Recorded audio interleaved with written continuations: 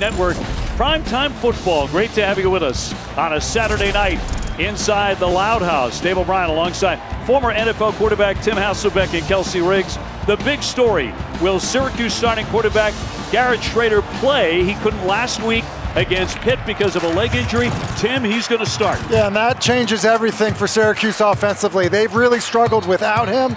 He runs the ball with such power, grit, and speed, quite frankly. He's opened up a lot for them offensively, and so the fact that he is going to be good enough to go, I think, means a lot to this Syracuse offense, and it means a lot to the entire matchup. Florida State playing with a lot of positive momentum in all phases of the game, coming off a very nice win over Miami last week. Yeah, there is a feel with this program right now, Dave, a momentum, if you will, continued growth as you just look at having talent at every level of their offense, every level of their defense. They definitely feel like they're building on something special inside that Seminole program. Well, Syracuse has won the toss. They elect to start on offense. They prefer it that way. So right out of the chute, some good luck for Dino Babers and Syracuse. 6-3 coming in, 3-2 in the ACC. But they have dropped 3 in a row after they opened the season on a 6-game winning streak. Fitzgerald kicking off, and that one through the end zone. It'll come out to the 25. To begin the drive, we go downstairs to Kelsey Riggs. Well, guys, as you mentioned, it will be Garrett Shrader starting at quarterback, which is great news for the Orange. He split reps at practice this week with their backup, Carlos Del Rio Wilson, so it was a true game-time decision. Coaches said it really came down to if he's able to be productive, how he moves the ball, and how he looked in warm-ups. Obviously, they felt good about him, but their offensive coordinator, Robert and I, told us it is not just about him. It is not just about Sean Tucker, and it is not just about Oronde Gadsden. They need the offensive weapons around them to step up as well to win. Well, Shrader's been held out the last 6 quarters because of the leg injury. His first touch in a while. Nearly lost his footing, got it away, but incomplete. Batted away by FSU. And that one intended for Oronde Gadsden, the tight end. At least they call him a tight end. Everybody else calls him a wide receiver. Yeah, and he plays like a wide receiver. They move him around like a wide receiver. And I'm a little interested in this. Shrader, usually a fairly eager quarterback to leave the pocket, stood in there and it got all the way through progression without trying to leave. I wonder if that has anything to do with his leg injury. On the handoff, here's Tucker trying to negotiate his way through. He's going to pick up 6 yards. And you expect an even heavier workload for him tonight? I think you have to. There's been, some criticism of his lack of touches, especially in the second half of football games. And he's been their best offensive player throughout the entire season. We talk about a big 3 with Shrader, Gadsden, and Tucker, but really Tucker is the guy that they want to revolve things around in their offense. Also an exceptional pass catcher as well. Now on the move, Shrader. Takes a backward fall on his rear end and tangled up with Tatum Bethune. Picks up just 1 yard there. And Shrader last year against FSU ran for 3 touchdowns and 137 yards. Yeah, I think Shrader got, surprised by the snap. I think it was kind of a false start there where the ball was snapped and the offensive line really didn't move. I think Oronde Gadsden, had some confusion about whether it was a false start or not. And Shrader gets stuck with the football and just is able to get back to the line of scrimmage. So the Orange on 4th and 3, punting away. Micah Pittman standing back at the 26-yard line, ready to receive that. And Pittman, an outstanding wide receiver, a little slip there. He'll be taken out short of the 30-yard line. That slip cost him, but it's a 43-yard punt now. On the quarterback side for Florida State, Jordan Travis, he passed for 3 touchdowns last week against Miami. He's an all-purpose guy. And listen, he is an all-around player. Dave manages the pocket well, as you see there. The deep ball accuracy has been something that's been much improved from early on in his career. That's last week to Pokey Wilson, and he is still an elite runner. This is Barrett Carter in the open field, who's a tremendous player for Clemson. And that's not down in flag football. Jordan Travis can do it all as an excellent college quarterback. Very balanced offensive attack for the Seminoles. And when they do air it out, it's usually for a very serious gain. They average 14 yards per completion. And a short one here for Pittman. Jordan Travis. Home Downtown West Palm Beach last week. 3 TDs, a career high, tying a career high against Miami. They just smoked Miami. So they are on a big time roll coming in. They're also into the top 25 once again at number 23. And a handoff for Benson, the top back. He gets the edge. Trying to cut it back inside, but a big gainer, a first down. Eventually shoved out by Isaiah Johnson, but he's going to gain 26. Yeah, it's just a really good job of the guys on the edge. Looking at McDonald and Preston Daniel doing a good job of sealing the edge for Benson, and then you see Benson's speed. Benson with back-to-back career-high rushing games gets another carry here. 128 yards, 2 touchdowns against Miami. He was the guy last week. Yeah, he certainly was, and it's really a three-headed monster at the running back position, but Benson has a lot of speed. He's still a young player. Was started at Oregon, had injuries there, but he's been healthy and been really productive for the Seminoles. Pittman trying to bounce outside, gets free, and once again picks up a first down.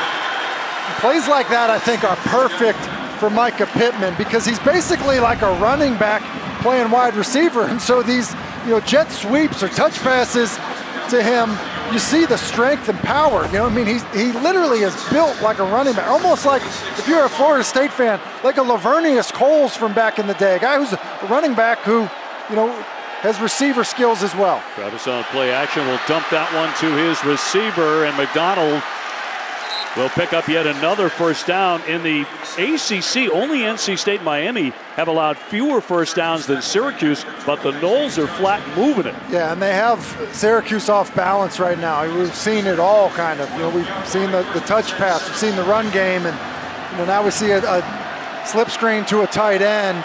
Doing a good job of calling this opening drive. 3 wideouts to the left here. The Noles trying to punch it in on their very first possession. Travis going to keep it and duck and spin. Broke several tackles. It just kept on churning to get inside that 5. That's an 8-yard gain. Yeah, and that's talk about Garrett Schrader being a tough physical runner. Well, how about Jordan Travis? This is quarterback counter. He just does a nice job of sifting his way through it, and then after the initial contact, it will spin out of it for a few more. At the 4-yard line, 2nd and 2.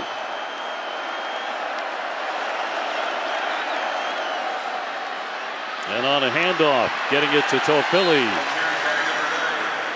It'll be a 1-yard gain, and so they're going to be 3rd and short here. Isaiah Johnson, the transfer out of Dartmouth, with the stop. Yeah, and Florida State going with a silent count on this opening drive, and down here short yardage situations, we'll make sure you don't shoot yourself in the foot. Toffoli the back. Quarterback's going to keep it and into the end zone for 6. Jordan Travis with a carry from 3 yards out. And boy, that was a blink of an eye into the end zone. Yeah, and that's a great reaction by Jordan Travis. It's a read play.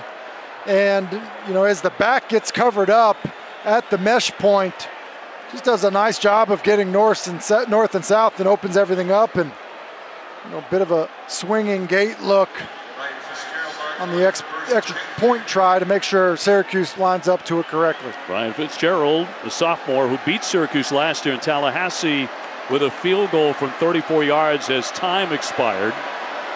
On for the extra point, and will nail that. So you talk about a fast start, 7-0 Florida State. Yeah, fast start, and it was a little bit of everything. It was Trey Benson with a good run, and then Jordan Travis, who's been good all season long, reading it, punching in as the Noles try to quiet the crowd here at Syracuse.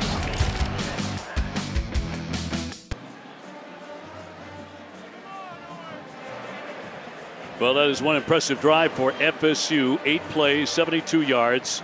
Travis in from 3 yards out. 6 runs, 2 passes on that drive.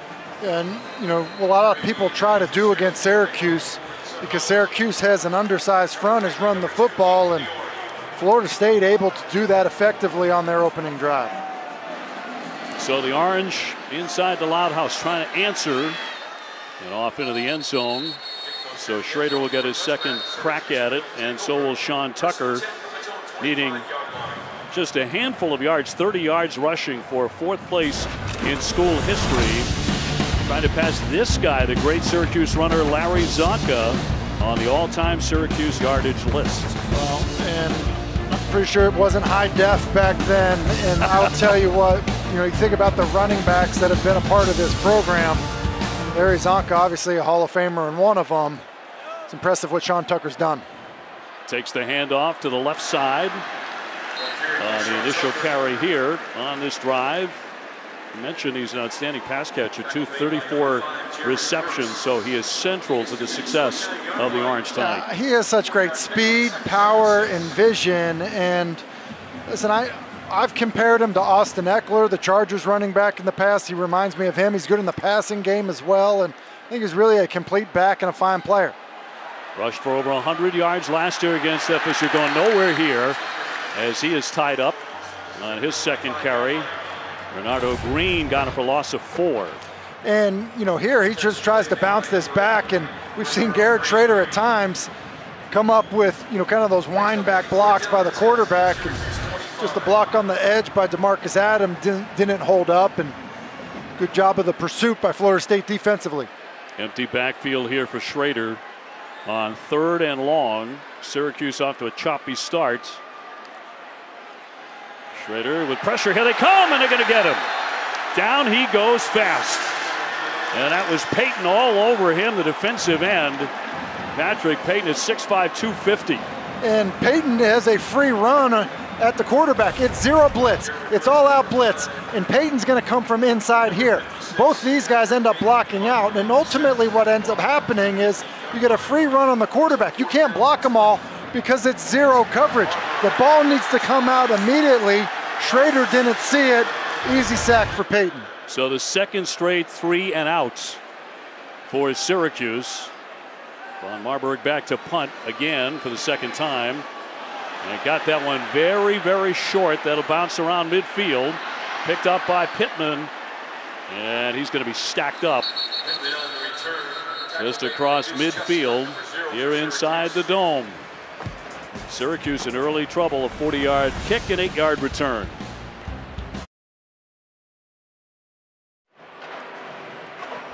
Now Florida State, Jordan Travis, great field position for this drive, already on top 7-0. When you talk about the Clemson game and what it's meant for both programs, since each of them lost, they've been going in opposite directions. Yeah, and look, that can happen to you. You get beat up by a team and you come out of it with some injuries, and that's what's happened with Syracuse. But conversely, I think Florida State has done a nice job of responding to the adversity. And one of the things that, as you look at 2 6-3 records, there definitely is a different feel on each 6-3. Obviously, with Syracuse starting off 6-0 and being on this skid, feels a little bit differently than beating a rival, which Florida State did last week with the big win over Miami.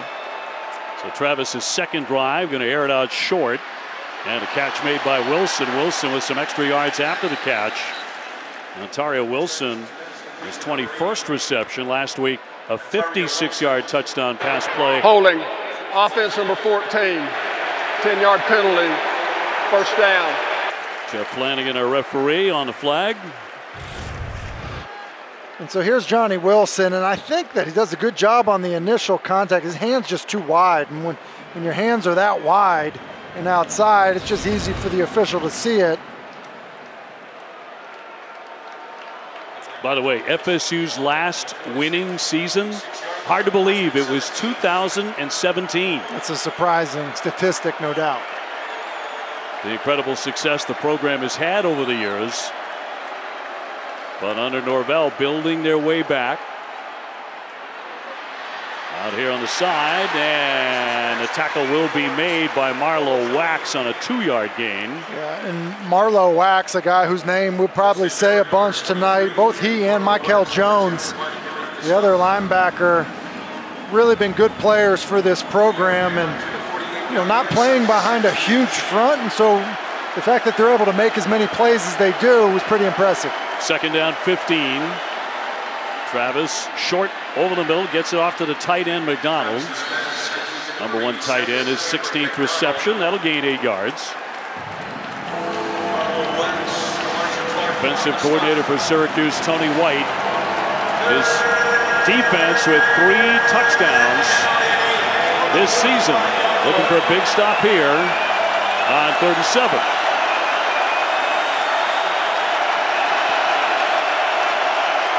And a crowd noise, well, they're hoping that's going to be a big factor. If you talk to NC State and their coaches, it was a giant reason that they were beaten in that game. Travis with some time. Fires an incomplete on the near sideline. Intended for Johnny Wilson, but off his fingertips. Yeah, I think Steve Linton got a good jump inside. You mentioned, the crowd noise and how that can affect and going on a silent count. If you don't switch the silent count up, the defense can tee off on it. And then Johnny Wilson just slips at the top of his route, not able to come out of it. And Deuce Chestnut, who's had a very good year at corner, pretty good coverage. Mentioned NC State, by the way, a shocking loss in a conference earlier today to Boston College by 1 point as Jackson with a fair catch after a 37-yard punt. Florida State on top 7-0 here in the first quarter.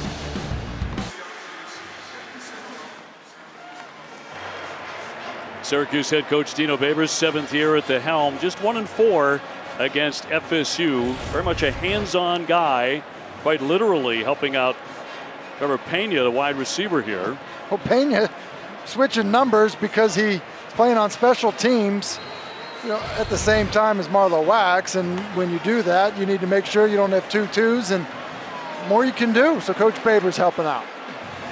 SU with a long way to go on this one. 1st and 10 inside their own 10-yard line.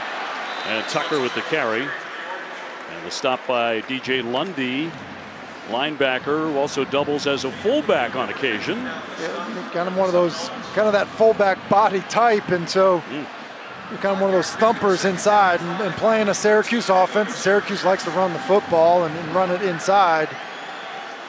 Lundy getting some snaps. See if Schrader can loosen up a little bit. He's such a bruising runner when he's healthy, but certainly not 100% coming into this game.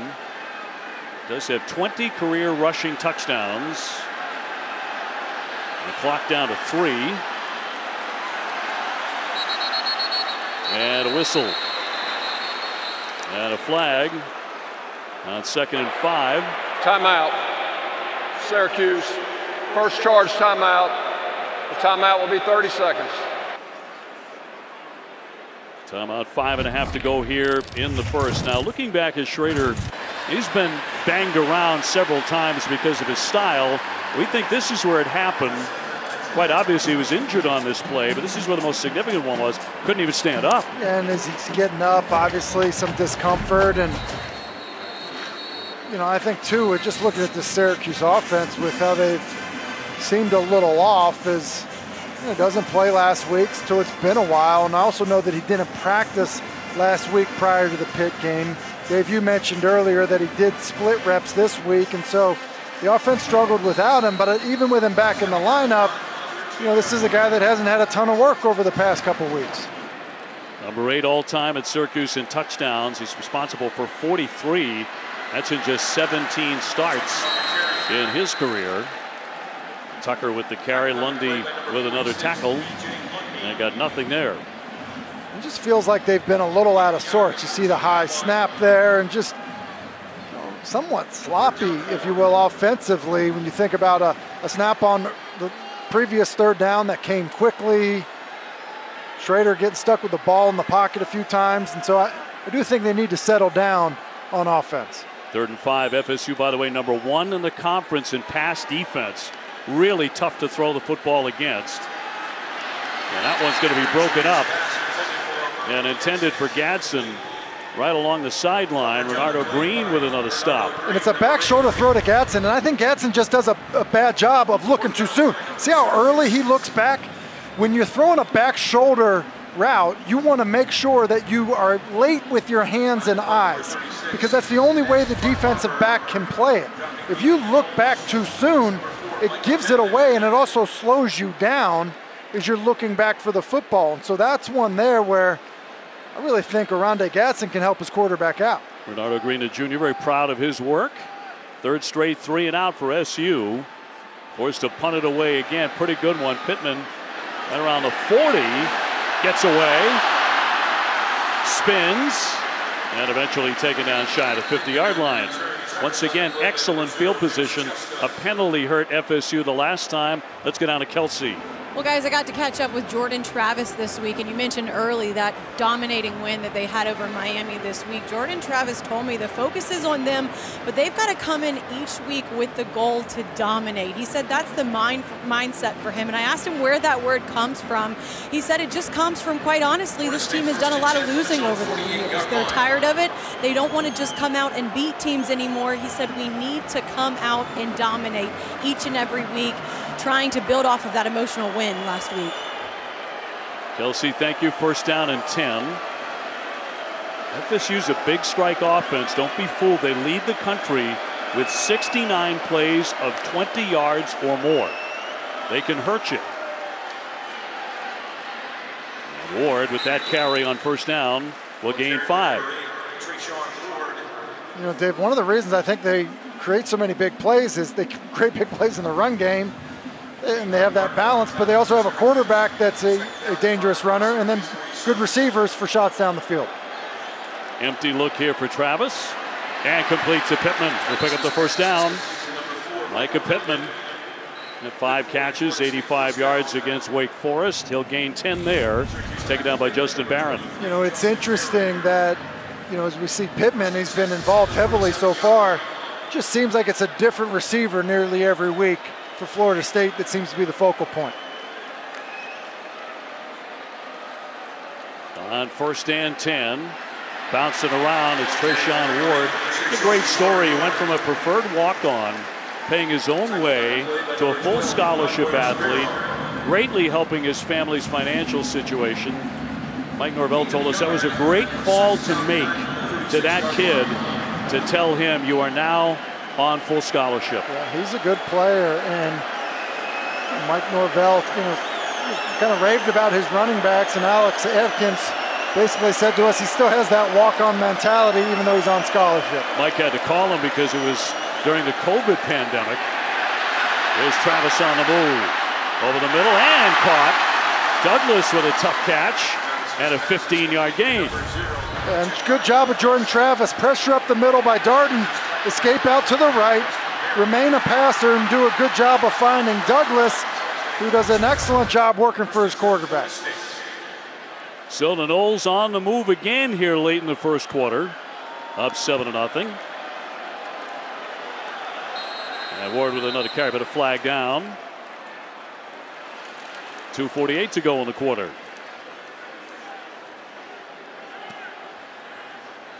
Offside. Defense number 12. Player made contact. 5 yards. Still first down. Anwar Sparrow, the linebacker, a freshman out of Virginia Beach, Virginia, draws the penalty. So first down and 5 here for the Noles. Two very good defensive teams. The Orange allowing just 18.4 points per game. Number 1 in the ACC in total defense. Looking for a big stop here. Aired out to McLean. McLean's going to get free. He's into the end zone. 15 yards and another touchdown strike for the Seminoles. What a play by Malik McLean. And the ball's just spit out to him at the line of scrimmage. And Jeremiah Wilson, the true freshman, is out there in space with him. Just go up and make the tackle, but that stiff arm was an impressive one by McLean, who's 6'4", going up against the 5'10" Jeremiah Wilson. Abused the freshman there on the corner. So Fitzgerald on for another point after, trying to make it 14-0, and he will. So a hot start for the number 23 team in the country. We talked about the momentum and all the positives coming into this game. They're playing like it. Well, and it feels like it just in this game alone. Think about the field position. You know, starting multiple drives right at midfield. And I think this is a run play where if they get the look or get a look they don't like for the run game and you're singled up outside, it is. It's zone, you know, run to the right. and then he just spits it out to McLean because there's a one-on-one opportunity, which they like better than the run look.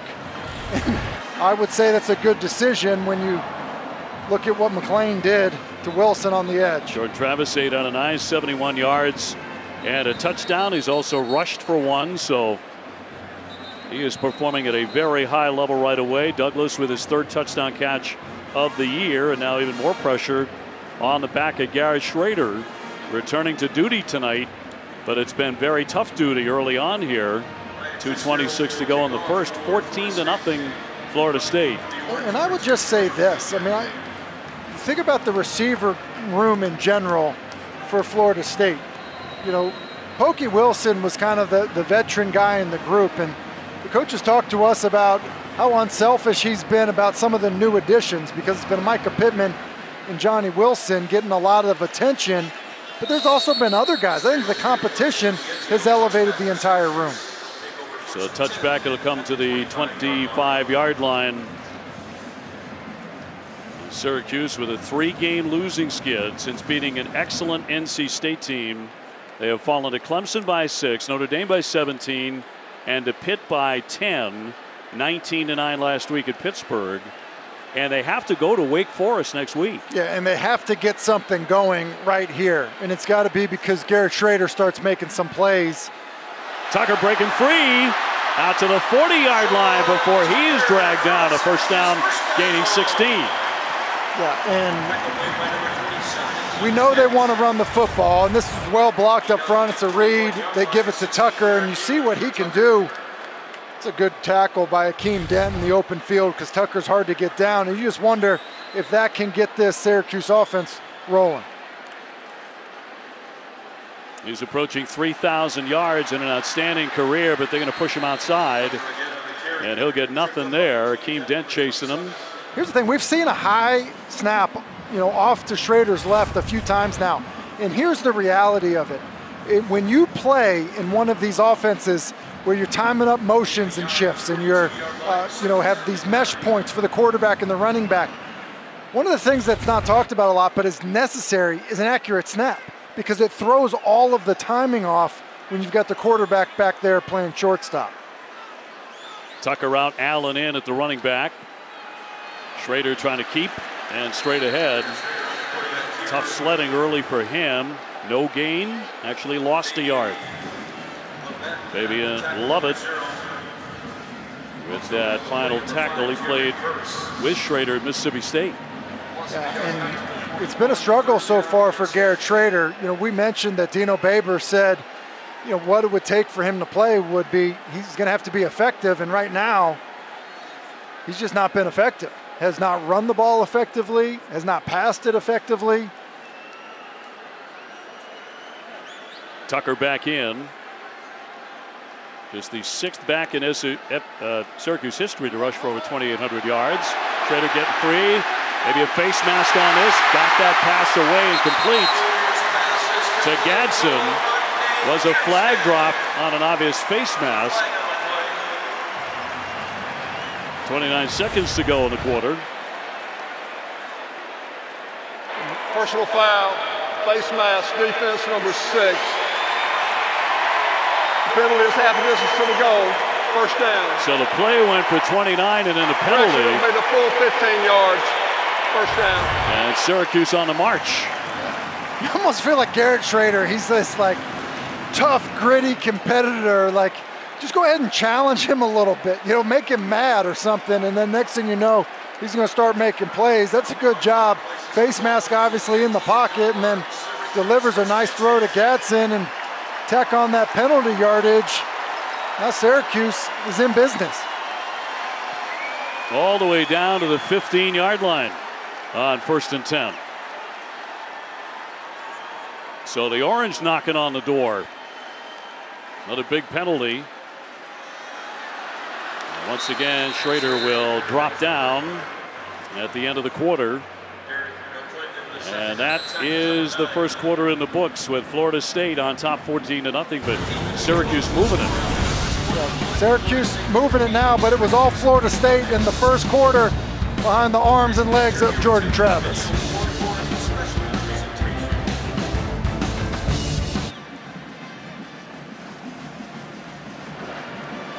Game summary, 14-0 FSU. Travis has looked very sharp. FSU 132 yards to Syracuse's 45, but Sean Tucker moving in on a piece of history for Syracuse, 7 yards, and now 4th in school history, closing in on Larry Zonka. Syracuse 3 drives, just a handful of yards early on, starting here at the 17. And we'll bring up 3rd down. Tucker on the carry. Tucker setting SU's single season rushing record last year, nearly 1,500 yards. That is special when you consider the legendary backs in Syracuse history, the likes of Jim Brown, obviously Larry Zonka, Floyd Little, Ernie Davis, Joe Morris.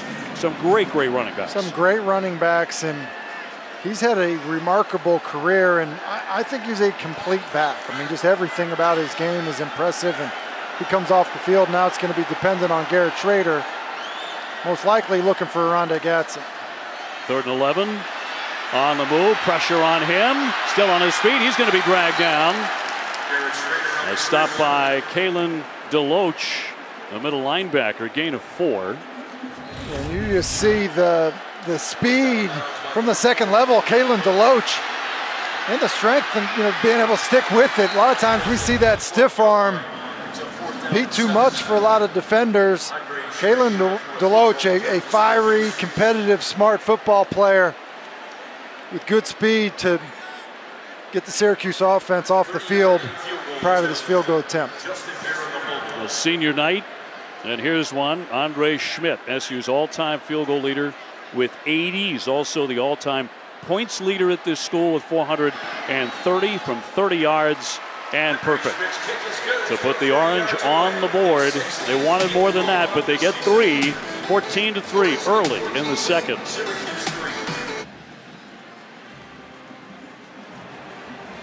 We talk a lot about the balance of Jordan Travis, the standout quarterback for FSU. He had a 396-yard passing game against Georgia Tech on his resume, so there are many different ways that he can do damage. Yeah, just a versatile player, and a player that's improved throughout his career, which, I think we see guys transfer and move all the time. It's pretty cool to see. Benson taking a knee down. Look at his highlights so far tonight here at Syracuse.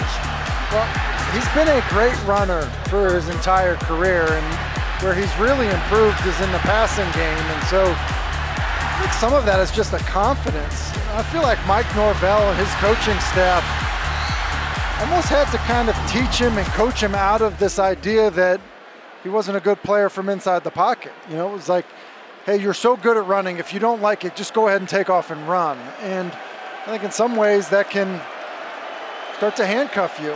So they coached him out of it. Benson to the left side as we get on to Kelsey Riggs. Well, guys, it's not just his confidence that's grown. When I talked to Jordan this week, he also said he's learned a lot from the losses this year. He said in particular that loss to NC State, he threw a pick on the last play of the game that sealed the deal. He said last year he would have really let that get to him. He would have heard the people talking. He would have seen things on Twitter. This year, he says it's a lesson, not a loss. He's learning from it. He's moving forward, and that's helped them get back on the win column. Very impressive in the victory over Miami, and that ball comes free, and Syracuse is going to collect it on the fumble, and in great field position. The forced fumble by Derek McDonald, and Syracuse comes away with it.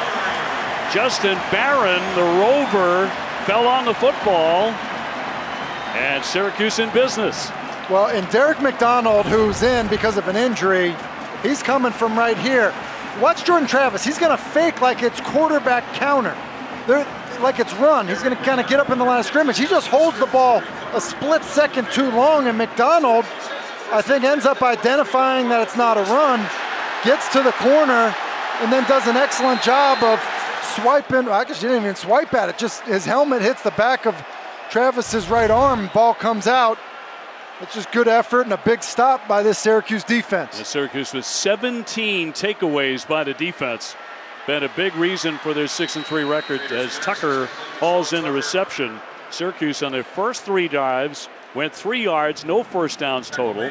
On the last drive, 48 yards and 3 first downs. So started to look a lot better. Yeah, a lot better. And you know, the Syracuse defense, they play fast and with fire and with passion, and that's what Tony White talks to them about. And if they don't, he said they don't have a shot, and clearly fighting through some of that early adversity. Tucker, they saw that one coming as if they were in the huddle. Joshua Farmer, very disruptive as the nose tackle. Hauled him down for a 5-yard loss. And I think it's a bad read by Schrader. As Tucker's coming this way, you're going to read this edge player. If he comes up the field, then Schrader's just got to go ahead and keep the football and run it inside. That's the decision that you're making. Farmer collapses down, give the ball to Tucker. If not, Schrader should end up keeping it. Empty backfield on 3rd and 16. Schrader back as the starter tonight for SU. Pressure, down he goes again. Taken down by Jared Verse. Mel Kiper has him number 4 among defensive ends. A 7-yard loss. And there was a flag dropped as well. Sideline warning, Florida State. That's their first warning. So some extra celebrating as Mike Norvell gets that. Well, listen, Jared Verse coming off of the right side of the left side of the screen. He just does a good job with his swim move. He's getting him down, and then Kalen DeLoach kind of finishing it off. Helmet to helmet. Number 54 for Syracuse is wearing number 97. So it's going to be a 53-yard attempt by Schmidt. A long one coming and nowhere near. On 4th and 22, going for a long kick. So at exactly 11 minutes to go before halftime, it's FSU leading Syracuse 14-3.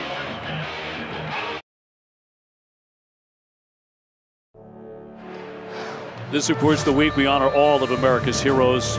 Always this time of the year, we'd like to salute all of our nation's veterans, past and present, as we take a look at some of the courageous soldiers from around the globe, proudly showing off their Florida State and Syracuse colors. And awesome to see kind of around college football, everybody honoring our veterans. And Dave, I know you're proud of your son who's a veteran, and it's pretty cool. Love this look too here on the Syracuse campus, lit up all in green. Yeah, special shout out to my son Mike O'Brien, proud veteran of the 82nd Airborne United States Army, for a job well done with all of the men and women who protect us so well. And we're so very proud of all of them. First down and 10. And on a handoff, Benson trying to center the line. Trey Benson, who's rushed for 3 touchdowns this season, stopped by Gear, but will gain 5. If you think about what just happened, Florida State just turned the ball over in their own end, and then in a blink of an eye, because of a missed field goal and a sack, have the ball in better field position. I mean, that's a pretty good sudden change by the Florida State defense. Yeah, after that fumble recovery, 3 plays, just 12 yards. And that was it. Benson with the carry once again. Johnson with the stop. Isaiah Johnson, the Dartmouth transfer. He was all Ivy League there. A big corner, too, at 6'3". Yeah, I mean, you would think that length would help if he finds himself on some of these taller Florida State wide receivers. Like Johnny Wilson. Exactly. Who's 6'7", 235 pounds. First down and 10. Into the flat. They saw that one coming. Toa Philly with the reception, but got nothing from it thanks to Jason Simmons. And that's a nice piece of defense by Syracuse. That's essentially today's version of the triple option. That's the dive portion of it. That's the keep the quarterback running. They have a man for a man, and then that basically is the pitch man. And it's just a good job of winning in space, and Toa Philly dropped for a loss. Simmons, pretty crunching hit too, the junior from Lancaster, Texas. Brings up 2nd and 13 for Travis. McDonald in motion. Back in the pocket. Dumping that off short for Benson. They swarm on him. Syracuse got to him quickly. And Achukwu, the first man, and a lose 2. This is a zone pressure. Achukwu is dropping back into coverage, and it's a really nice play because normally blitzes, when you have a screen on, you end up getting gashed. And now this place has got some energy, some noise for this 3rd and long and Jordan Travis in this Florida State offense. It can get noisy in here. It's been a factor in Syracuse wins. A very big factor. 3rd and long for Travis. Looking to go airborne. Now steps up. And a short toss, and that one off to number 85, Marqueston Douglas. Will gain 8 yards back. Yeah, and it's just an inaccurate throw. Otherwise, Douglas can stay up and probably get the first down. And, you know, had he been able to stay up and it be 4th and a little more manageable, I think there's a chance Florida State goes for it. But at 4th and 7, ball at midfield forces them to punt. Yeah, right at the 50. Number 2 for Syracuse is wearing jersey number 92. Back to kick it. Pena standing at about the 8-yard line. And a fair catch. So a long way to go here for Syracuse. Going to have to go 95 yards here. 45-yard punt. 14-3. FSU in the second.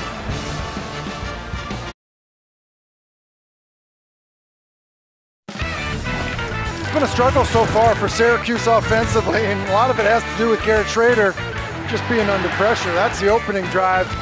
They get on him, and then obviously they have a free runner for a sack by Patrick Payton, and picking up yards in the run game hasn't been easy either. And then this one kind of brings them back into long field goal range, which obviously led to the miss. And you know, Garrett Schrader, who coming off of an injury, has certainly taken his lumps already. Florida State 7 tackles for a loss, including the 2 sacks. Flag dropped here in the backfield. Play starting at the 5-yard line, and a hold against the Orange. And Schrader threw a pick 6 on the game's first snap against Notre Dame on October 29th. He wasn't right, and then missed 6 quarters. Offense number 47. Penalties half a distance to the goal. Still first down. There's the hold, and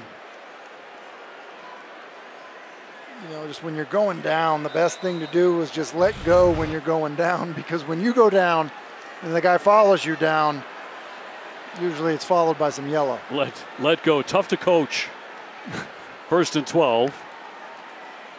And the quarterback will keep it again. And Schrader on the move, stopped by Tatum Bethune. Got it out with a 4-yard pickup. You can see sometimes with Garrett Schrader, he just says, like, I'm keeping it. Like, even if it's not the cleanest look, like, I'm frustrated, we're behind the sticks or whatever it may be, I'm keeping this football. And look, I think it served this offense well because he's so talented and such a gritty runner, but it's tough to do against this talented Florida State defense. He has 2 of the top 21 ACC quarterback single-game rushing performances of all time. Trying to get out of his end zone now, and fires that one into his own sideline. Had to throw that one away. The pressure coming as he was tied up in the end zone. Norvell wanted a penalty there. Here's what Schrader's looking for. He's looking for this over route to Gatson off of the play action. And I thought that he had him early. He came off him too quickly. And then at that point, he escapes outside the pocket. Now there's no one there. He gets outside the pocket, and the ball goes past the line of scrimmage, which is why there's no grounding, and wisely throws it away so not to take the sack. Defensive end, excellent pressure there, Patrick Payton. So again, an empty look. He'll go short, and the pass completes and hauled in by Damian Alford. Another big target at 6'6", and a 6-yard gain. And 4th and 2.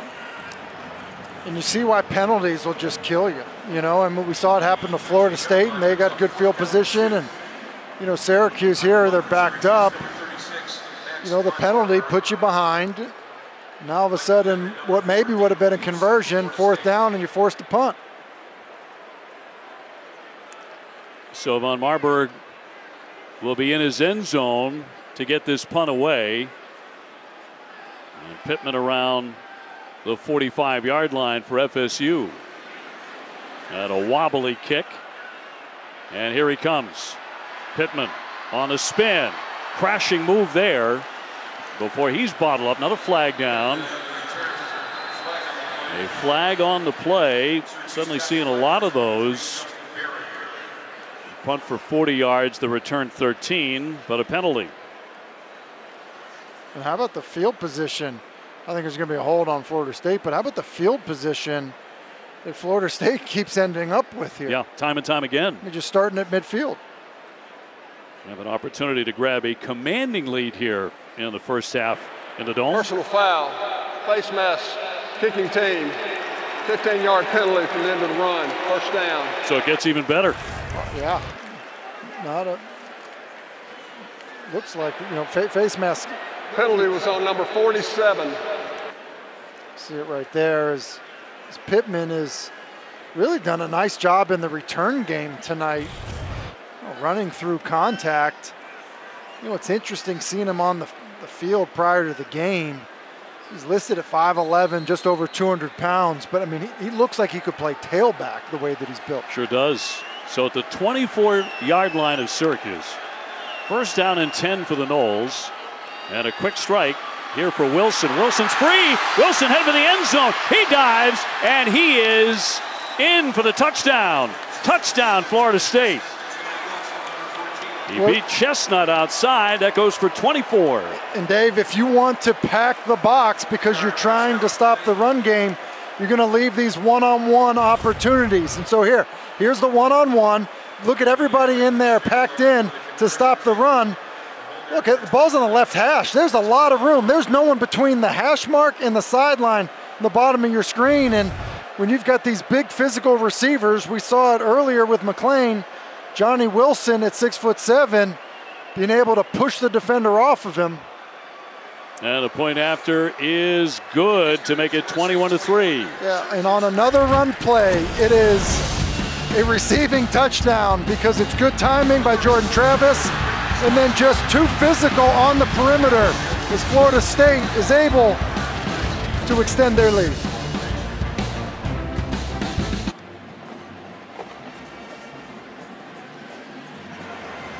They are the big play Seminoles.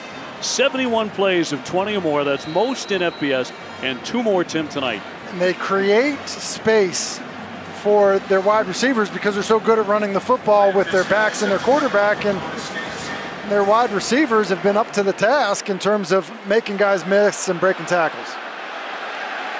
That one is going to bounce out, flag down, so it'll come out to the 35-yard line. ACC Free kick, prime time update. Pitt and Virginia. How about this start today? Pitt led 14-0 after 16 seconds. Listen, yeah, 2 plays. It was 14-0. Then taking an offensive snap, and then for a while Louisville was hanging in there. Malik Cunningham not able to finish, and they take care of business. And this is the biggest surprise. Emmett Moorhead at quarterback for Boston College. Phil Jakovic still out, and on the road snapping the 16-game home win streak that NC State has had at Carter Finley. Surprise win for BC. Schroeder thrown over the middle and incomplete.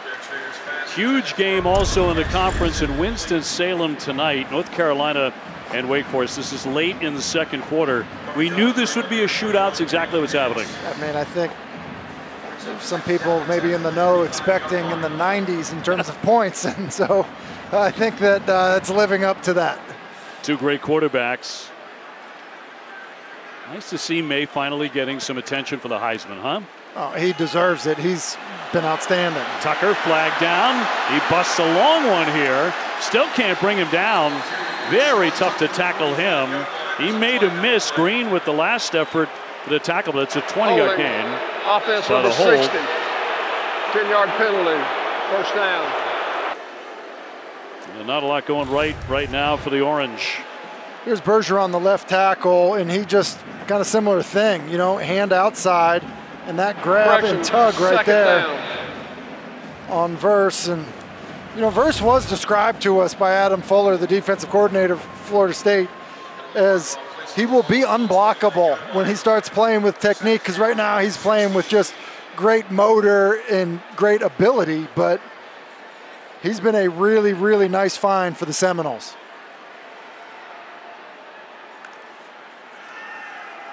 Schrader fires, and another one incomplete.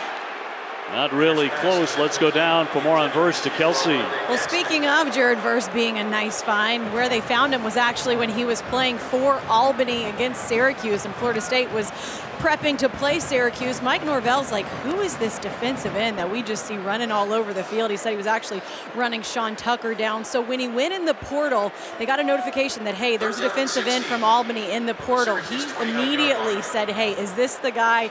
It was. They get on the phone with Jared Verse, and Jared tells me he was sitting on an athletic training table when he got the call and said, hey, hold on one second, coach. Told the trainers, it's Florida State. Now he's here, and they're happy to have him. Schrader spinning free, making a miss again. And another flag is going to be dropped in the backfield. Approaching 5 minutes to go. And another penalty against the Orange. Holding, number 81 on the offense. Penalty is declined. 4th down. Most observers of this game, Tim, were talking about the defensive line for Florida State as the part of this game that would make the biggest difference. Yeah, and it's because they're really talented, but I think that they've improved. You know, a term that Mike Norvell used that I think is key for this program was continued growth. And I think he was talking about his entire team, but you've really seen it on the defensive side. And they have very talented players at defensive tackle and at edge player. And we're talking about Jared Verse. We've seen what he can do. Patrick Payton has a sack already, and many people believe that Robert Cooper and Fabian Lovett, who play inside, are two of their better players on their entire team. Pittman with a fair catch. So FSU about to get it back, and a lot of missed tackles in this game on the Syracuse side. Yeah, and uncharacteristic of a Syracuse team that plays with such great, effort to the football, but it's really happened on the perimeter with these big physical Florida State wide receivers doing it against these secondary players for Syracuse. It was Deuce Chestnut, who's been a real, a nice player for Syracuse, and it's obviously Jeremiah Wilson, who, is a true freshman, and I would expect them to continue to rotate guys through who can get players to the ground. Jordan Travis looking to get it in the air and throws it short for Benson. And a 4-yard pickup here for the Seminoles. 4.5 minutes to go before halftime. Part of the other challenge is for Syracuse defensively, they've been so bad on offense. They have 61 total yards at this point, and the defense has been out on the field quite a bit against a really talented offense. Well, they're buoyed by the fact that, on a carry here by Benson, that Schrader was returning to the lineup, able to start in the ball game, but of course he was brilliant last year against Florida State. Over 130 yards, 3 touchdowns, but on healthy legs. On healthy legs, and Dave, we've seen Schrader this year go off and play well and carry this football team and this offense. They just have not been able to get going.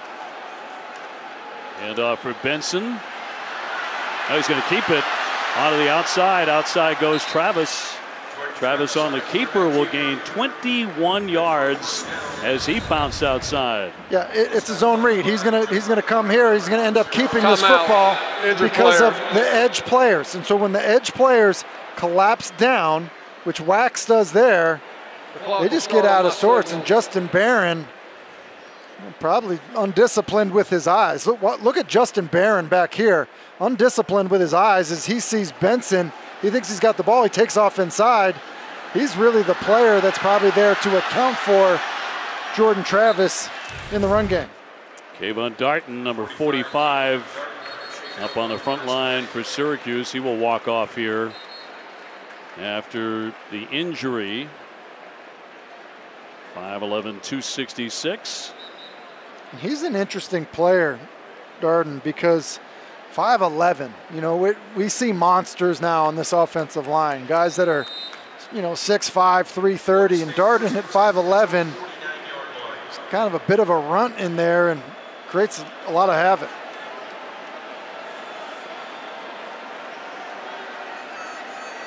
First and 10 for the Noles. Moving the football again behind Jordan Travis. Another short one out to Wilson. Takes a crunching hit there.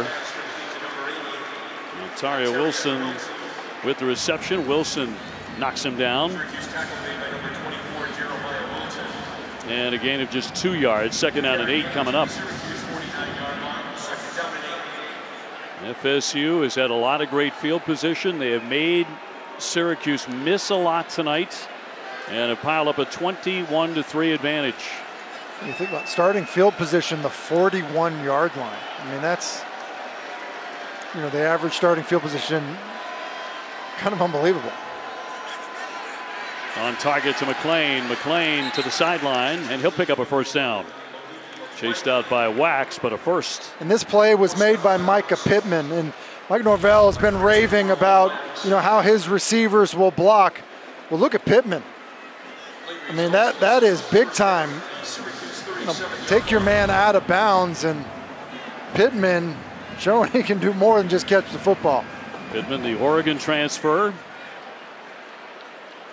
Part of a very good wide receiver room here for the Seminoles. 1st down 10.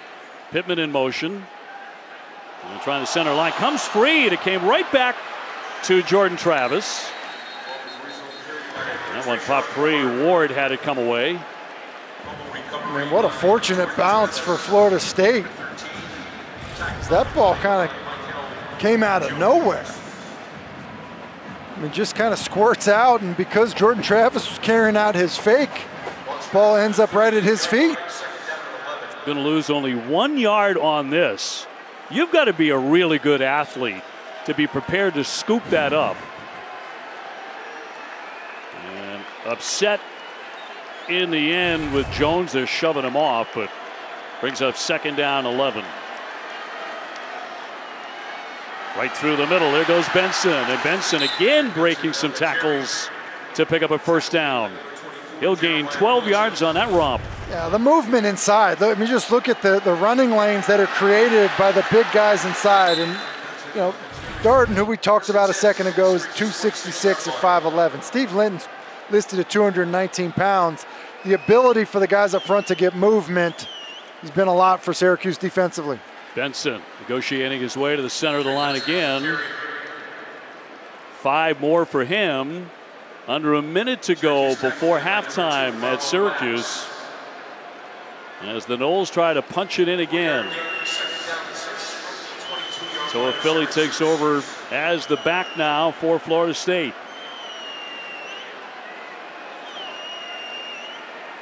Double wides to the left with Ward on the move. Back in the backfield. On the fake. And a short one here. And that one to the tight end, Douglas. Douglas busting ahead. And a 1st down for FSU. Sparrow with the stop finally. Another 10 yards. Yeah, and it's a nice job. You look at Darius Washington in space. It's another tight end screen. And I'm surprised that Mike Norvell didn't quickly use a timeout. Here you're using one there.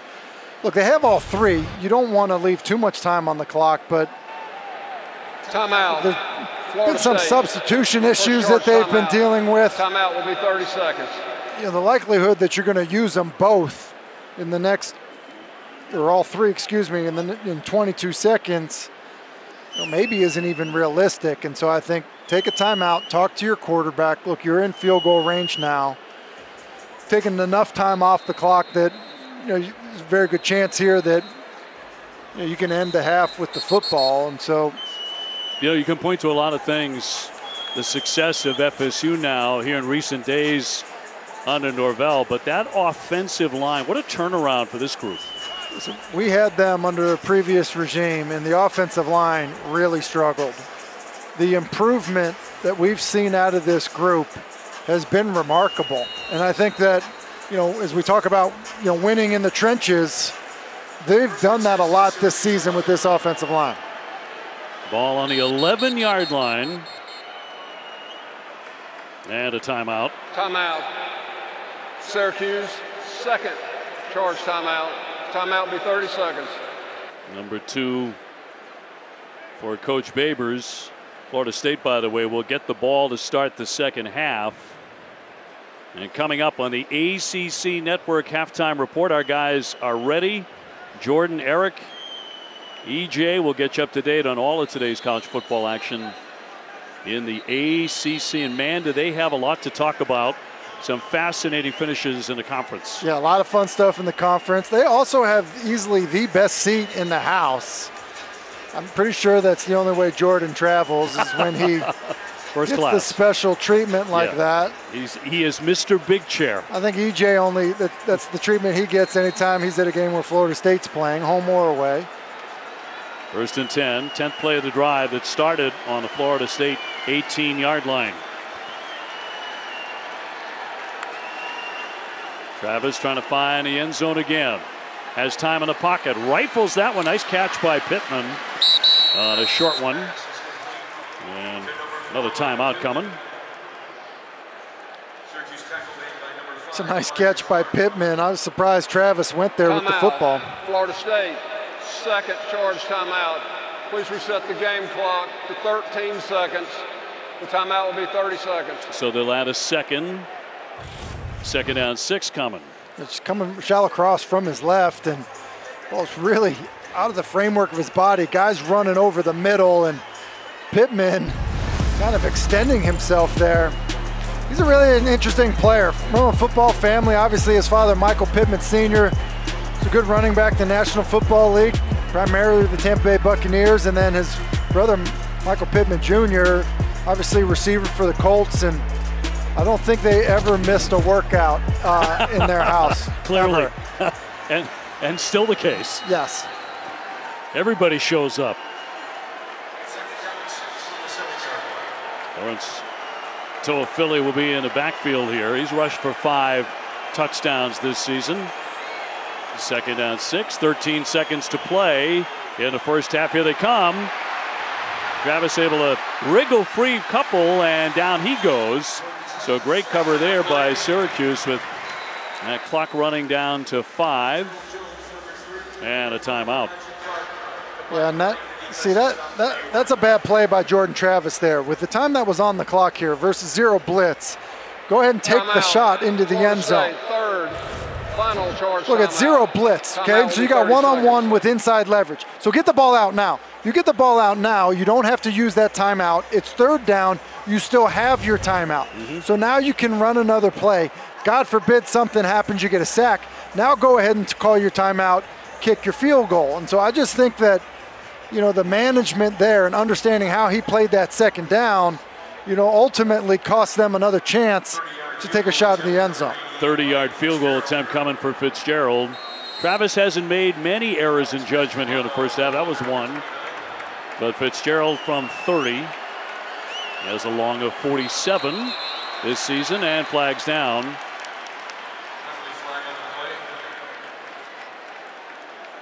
So we'll see what this is about. Start.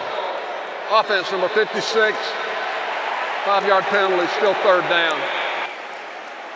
So we'll back this up for Ryan Fitzgerald, a sophomore out of the state of Georgia. Zane Herring drawing a penalty.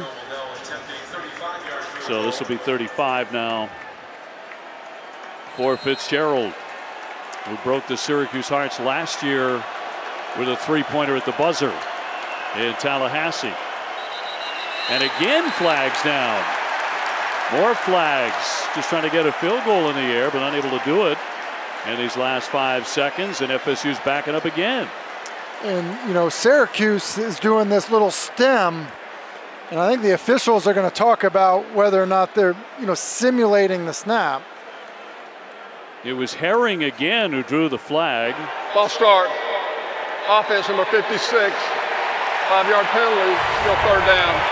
And so you look at this stem, and that, you know, gets Herring to flinch 2nd time in a row. And, you know, you're allowed to stem defensively. What you can't do is, you know, call out a cadence or do something to try to get the offense to jump. But stem's perfectly legal, and it got him. And now the crowd here inside the dome trying to get in Fitzgerald's head.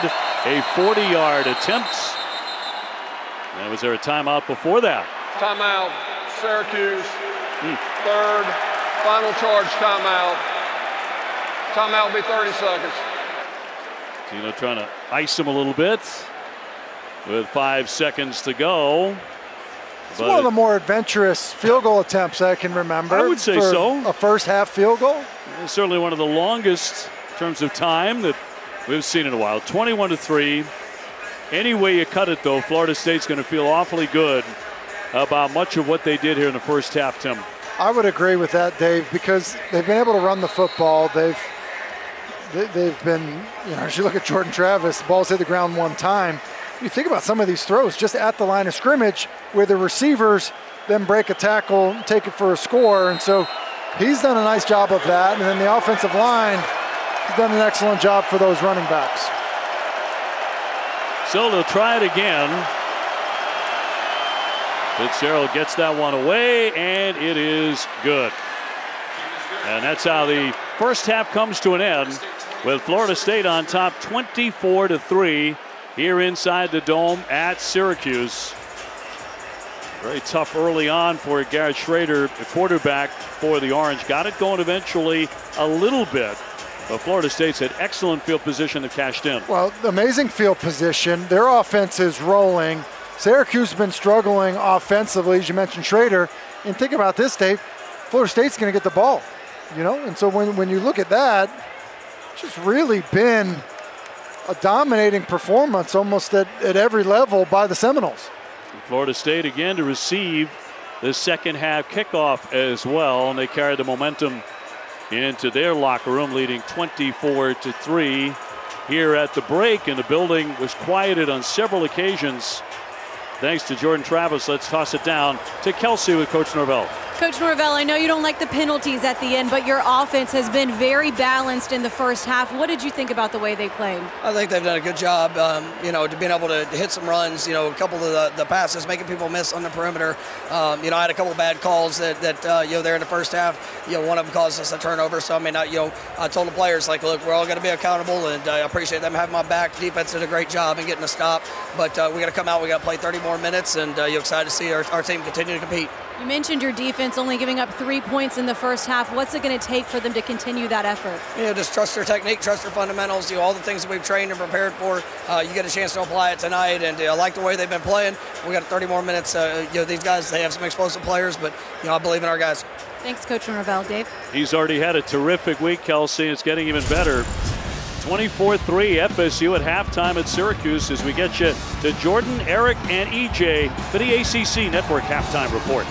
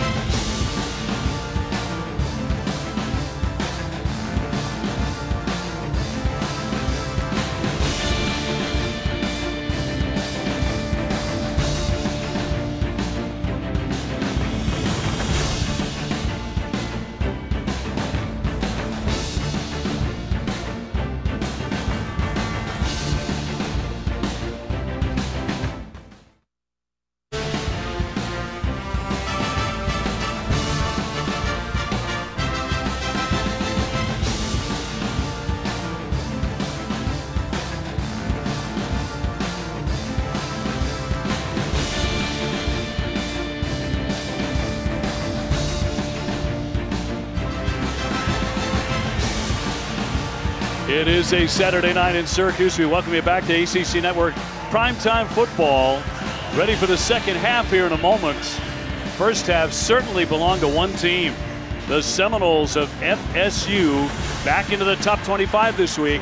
They lead it 24-3. Great to have you with us tonight, Dave O'Brien, Tim Hasselbeck, and Kelsey Riggs. And it really was all FSU. It was all Florida State on both sides of the football. And Syracuse could get nothing going offensively, and then offensively for Florida State, there have been plenty of big bow moments. Look, here's the reality of it. They haven't been able to tackle the wide receivers on the perimeter. And so, Jordan Travis on a few design run plays decided to just spit it out to his wide receivers that had one-on-one. And when they did that, they were able to break tackles and score touchdowns. And then Jordan Travis did a good job of managing the rest of the offense. To think 17 of 19 in the first half, and he does that by completing passes to 9 different receivers. I think the entire first half was a Bojangles Big Bo moment. Indeed. So FSU looking to pick up where they left off in the first half inside the dome. They quieted the building on several occasions quite a bit. And Syracuse with a short kick, an onside kick. That's going to be recovered by FSU. And once again, field position, which they feasted on in the first half. Moments ago, Kelsey with Dino Babers. Coach Babers, what do you need to do in the second half to get this team going offensively? We got to come back out here and we've got to fight. I mean, I think their guys have not. They're fighting out there, but their energy's misplaced. We've got to work together. We got to work out a unit, and we got to do the things that they were coached to do. The focus this week has been winning, especially for your seniors. What did you say at the half to the guys about this? We're a family. We're La Familia. We're Ohio. Family takes care of family. Thanks, Coach. Good luck. Thank you. Well, once again, FSU in great position right out of the gate. Travis looking at that one, may have been deflected. Third drive to start in Syracuse territory tonight. Yeah, I mean, the field position, look, misplaced energy or effort and family and all that stuff is interesting, but, you see Travis gets hit by his own lineman, Gibbons, as he's trying to push the ball down the field, but I mean, this Florida State offense is good, and seems like every drive has been at midfield or somewhere around there. 2nd and 10. Benson shredding that line to the left side and nudged out of bounds before he picks up a first down. Stopped by Justin Barron, but a gain of 24. And Florida State talked about sustaining blocks. Well, how's this for sustaining blocks? All the way through on the inside is Benson's able to kind of sift his way through there, and then a good job of Pokey Wilson on the edge, continuing to block his man. Trey Benson onto his way to another big rushing game. He's had back-to-back career games. Another carry for him. Looking to get an edge here and cut back inside before he's taken down at the 15. And he'll pick up 5. Florida State, their ability to run the football, really, the last couple of weeks has been, 3 weeks, including this one, has been a dominant performance by their offensive line.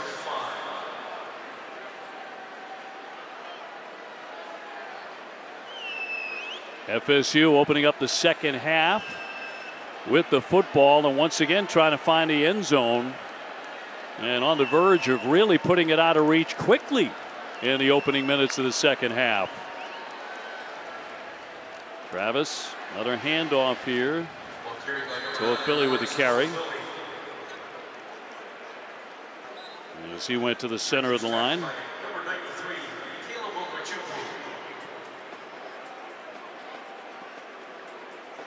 And enough for a first down. I wouldn't be surprised. I know Florida State's done an excellent job running the football, but a few times this year when they've gotten down into the red zone, when they get one-on-one opportunities, they like the jump ball to Johnny Wilson, who is going to be off to Jordan Travis's right, the bottom of the screen. And you get one-on-one there, I could see the ball getting thrown up to him. FSU milking the clock here. Now down to 2. So Philly bouncing. Stays up, but now he's down inside the 5. And Jason Simmons saving a touchdown perhaps there. 4-yard pickup. Yeah, it's a pretty good tackle by Simmons, playing downhill, kind of running the alley. And Tony White's group has really been up against it in terms of defending short fields throughout this game. 2nd and goal. Once again, a short carry to the center of the line by Toa Philly. Darton with the stop and got nothing out of that. So 3rd and goal approaching now for the Seminoles. Syracuse trying to get their crowd to be a factor here and stop the drive. Trey Benson back in as the back.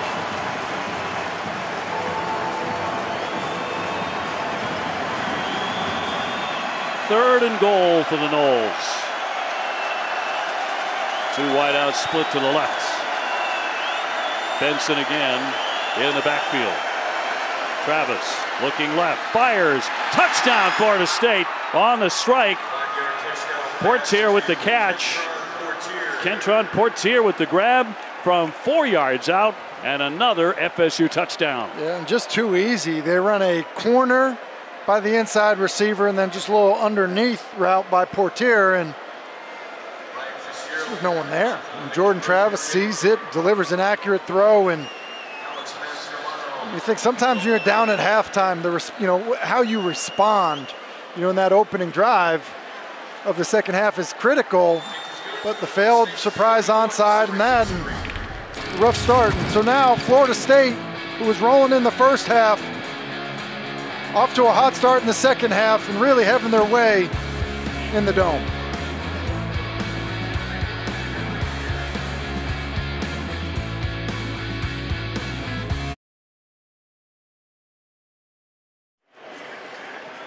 Now for Syracuse, the strong safety Jahad Carter, sophomore out of Richmond, Virginia, helped off the field.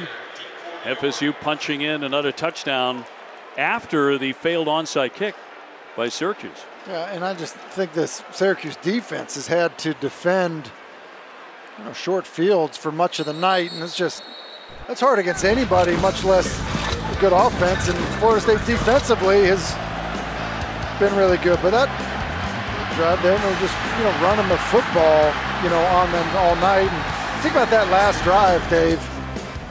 Essentially, runs, and you get a third down in the red zone and able to throw the touchdown. Seventh opponent held to 3 points or fewer in the first half by the Noles' strangling defense. As mentioned, number one in the ACC in pass defense. They only allow 165 yards per game in the air. They are suffocating again tonight. It's a 5-yard gain by Tucker, stopped by Jamie Robinson. Syracuse with a lot of struggles, no touchdowns in the last 6 quarters. At this point, it doesn't matter who the quarterback is. And tonight, Schrader getting back in there, not 100%, not even close, but they were hoping for a lot more than this. Here's Tucker, a little stiff arm. Outside he goes. Tucker with the carry, but a flag is dropped. Chased out by Deloach. Illegal formation, offense. More than 4 players in the backfield. 5-yard penalty, second down. You just can't have it. I mean, I think you have all these guys and another receiver out to the top, who's off the line of scrimmage. And when you do that, it's a legal formation and really running right to an unblocked defender. But it's Sean Tucker able to make a miss. So 2nd and 10 for Garrett Schrader, the Mississippi State transfer, back to throw. Time in the pocket. We'll dump it out short for Tucker, but unable to get that. Incomplete. It just looked out of sorts, Dave. I mean, I think offensively, really no other way to put it. I mean, it's an offense that, the first 6 games of the season was really impressive. They were efficient. The quarterback was playing well, and they just tonight, like between penalties, drops, just kind of been a mess. And just 1 out of 8 on 3rd down, 3rd and 10 here. With Cooper on the move. Going to throw long and air this one out to the left side, but overthrown as he wanted to get Alford, but well overthrown over the head of the sophomore. And even a play like that, it's like, oh, he almost hit him. It's like, no, he didn't. He threw it 4 yards out of bounds. Like at this point of the game, I mean, here's the deal. Like, you got to let your guy, put his hands on the football. I mean, doing that on 3rd and 10, down 31-3, like, it's just a long foul ball. And so I think it's a little surprising to me, having seen them at times this year, look so good offensively. In serious danger of dropping their 4th consecutive game. I mean, there's plenty of time in this one, but down 31-3, they give up the football again, and not a good punt. And that's going to die and roll a little bit to the 30-yard line. They got a decent roll on it. And we'll stop at the 29. 46-yard punt. And Carter, well, this is a bad sign as Carter has to leave on crutches for Syracuse.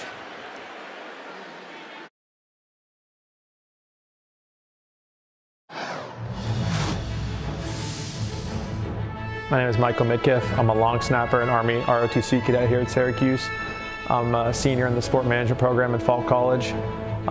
Veterans Day means a lot for me. I come from a long family of veterans, and I just plan to continue that line. My name is Josh Cabal. I'm a freshman tight end here at Syracuse University, and I'm an MS1 in Army ROTC. Veterans Day means a lot to me because it honors my family, my mom, my dad, my brother, who's now in the service, and it honors the years of service that my family gave to this nation. And Josh at the end actually breathed a sigh of relief there that part of it was over. Big, strong, tough guy, and a very, very honorable tradition here at Syracuse, very long one, of ROTC and involvement in the military. Yeah, and that is awesome to see from both of those guys, and obviously the commitment, not a typical, and here's the sigh of relief after having a talk, but it's super impressive by both guys, and honestly Syracuse in general here, the way they've honored our military has been impressive and a tradition.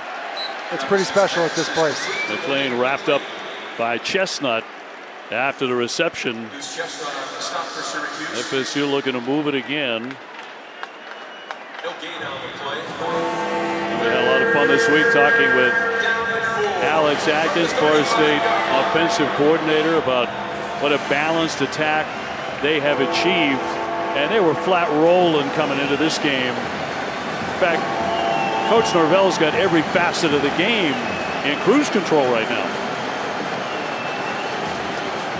3rd down and 4.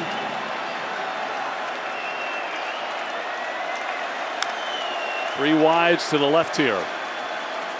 Travis going over the middle. Flag down as he intended to hit Toafili, but a flag dropped. 8:52 to go in the 3rd. Offside. Defense, number 54. 5-yard penalty. Penalty results in a first down. First down for the Noles. So another mistake here for Syracuse, and those are piling up. Jedius Greer, who just in the neutral zone and really was an opportunity to get off the field. Bit of a miscommunication between Toafili and Travis, but extends the drive. How about the balance, too, we mentioned for the Noles? 23 rushing plays, 22 passing plays. That's about perfect. Quarterback, plenty of time to get it off, and fires complete. Will pick up another first down as he rifled that one to Douglas. Guy Douglas for 17. You know, we've talked a lot about the offensive line in terms of the run blocking. How about the pass blocking here? Look at the pocket for Jordan Travis as he just kind of gets through his progression, and not a super tall guy, and so the space created in front of him by the offensive line, obviously a huge advantage for a quarterback of his size. So Florida State moving the chains again. Benson straight ahead, and he'll be bottled up. Trey Benson with a carry. Michael Jones, who had a big game last year, Tallahassee, for Syracuse with that tackle, a 4-yard pickup. Well, Michael Jones, a really good player at linebacker, number 3. He's kind of all over the place. I mentioned it earlier. You know, he's not playing behind an experienced or big group in front of him, and so a lot of times, guys are trying to get up to the second level on him. He's got great instincts and just finds a way to end up around the ball quite often. 2nd down and 6 at the 39 of the Orange. Benson again. Benson breaks free. Benson cutting to his left. Benson still up. He's dragged down at last by Jason Simmons, but he rumbles for 29 and a first down. This is what I mean about the movement. Like, we've seen the movement of the guys up front, and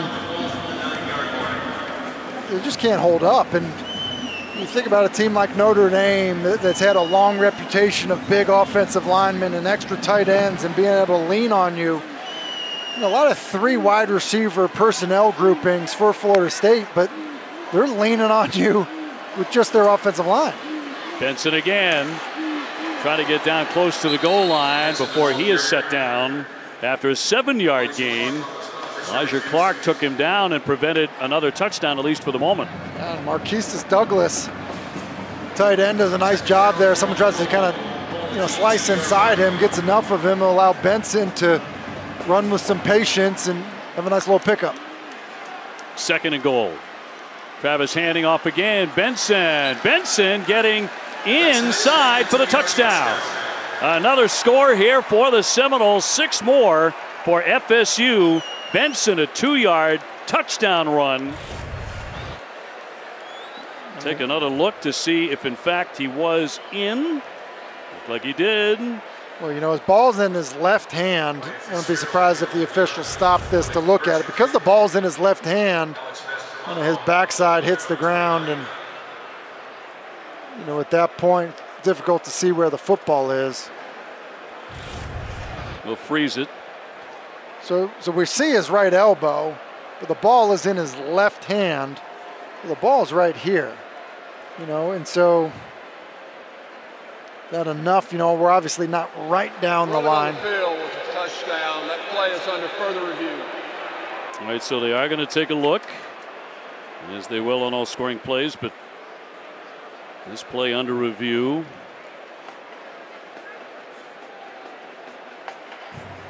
Thomas Considine, the replay official.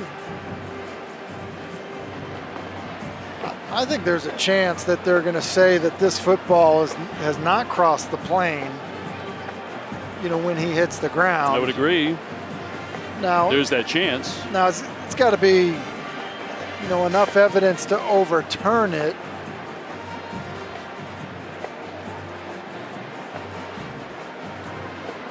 Well, seat of his pants. As you said, the ball in his left arm, cradled in the left arm. As part of it for me, because it's ruled a touchdown, I think this is a stands as called type play. Trey Benson, another big game. That's 3 in a row for him. He had back-to-back career high rushing games, 128 yards, 2 touchdowns against Miami last week. He's had another outstanding night. I'm just really impressed in general with just the yards after contact that all of these Florida State running backs are getting. And I think a lot of that has to do with it. They're hitting it running. They got some momentum because of the way the guys up front are, blocking for them. And so. Now it looks like this is going to be short and bring up 3rd and goal. So FSU will be forced to try again. After further review, the runner was short of the goal line. It'll be 3rd and goal from the 1/2 yard line. So Benson and company coming back on 3rd and goal here for the Noles. And you got to give it to Benson, right? I mean, you can't vulture the touchdown with Travis. You would think. So number 3 in the backfield with Travis. Benson takes a hit. Down he goes. Well shy this time. Kayvon Dart was there to say hello, along with Jones. Dart, you see his quickness. He's right inside here, and he's right here to the right of him. Just plays with such good leverage. At times, maybe being 5'11" is an advantage. He's still playing hard, and a lot of times low man wins, and Darden does a good job there. So brings up 4th and goal.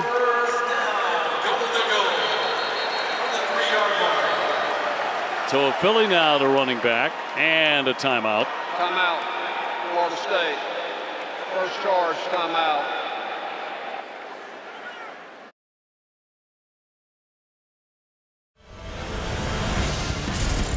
Veterans Week, and on the campus of Syracuse University, do a marvelous job here, saluting our veterans. An awesome job, and what a great shot of kind of lighting up the campus green the way they do, and very cool. FSU on 4th down will go for it. With a commanding 31-3 advantage, looking to really put the pedal to the metal here behind Travis under center. And a handoff and some trickery and a short toss to the quarterback and 6 more. And a touchdown thrown to Jordan Travis and a touchdown reception.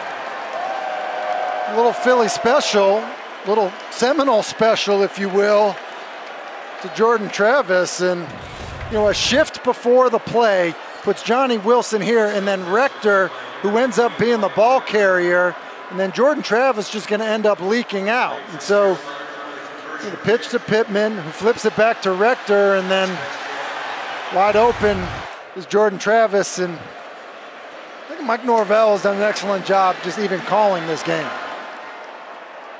Beautifully designed there for 7 more. 38-3 Florida State in a runaway, and set up by this long run by Benson. And good blocking and sticking on the blocks by that Florida State offensive line. And then their version of the Philly special, handoff to Pittman, pitch to Rector, and nobody home on Jordan Travis. Bit of a shot too on Rector. Hey, you want to play quarterback? It looks like it doesn't hurt as much when you complete it, especially in the end zone. Wyatt Rector, the junior, out of Leesburg, Florida, with a great moment there. And Travis with a great one, too. We've had a number of them tonight. And a touchdown reception. And the Seminoles are looking awfully good here with 5:21 to go in the third. 3-yard pass. Jordan Travis, you know what I mean? Like the trifecta. Everyone made a big deal about it when Christian McCaffrey did it with the 49ers a couple weeks ago, and I think it had been like Walter Payton or Damian Tomlinson, someone like that, who'd been the last one to do it. It seems like it's almost nothing for a guy like Jordan Travis. So the Syracuse drive will begin at the 25-yard line. Now, how about the other game that's going on at this hour? Wake Forest has taken a 1-point lead over number 15 North Carolina. Carolina can clinch a spot in the ACC championship with a win. That looks like a good one. It's third quarter. Drake May, 395 yards passing and 4 total touchdowns. He's already been in the Heisman conversation. Seen some guys that are in the Heisman conversation have some games that weren't crazy. Sounds like he's rushed for over 60 yards as well. I'm happy to say that we bought tickets on that train pretty early. And I know you were an outspoken advocate as Tucker is on the loose and taken down after a short gain of 3. I mean, you were very early looking for him to get credit as a Heisman candidate. Coming into the season, they weren't sure if, you know, what that offense would look like without Sam Howell. I think you can easily make the argument that Drake May's been the best quarterback in all of college football this season. Proving it again tonight. North Carolina with such a high-octane offense, and that one is thrown away by Schrader. The intended receiver was Adams. And incomplete. So 3rd and 6 coming up for Syracuse, and Schrader's just had a devil of a time all night long.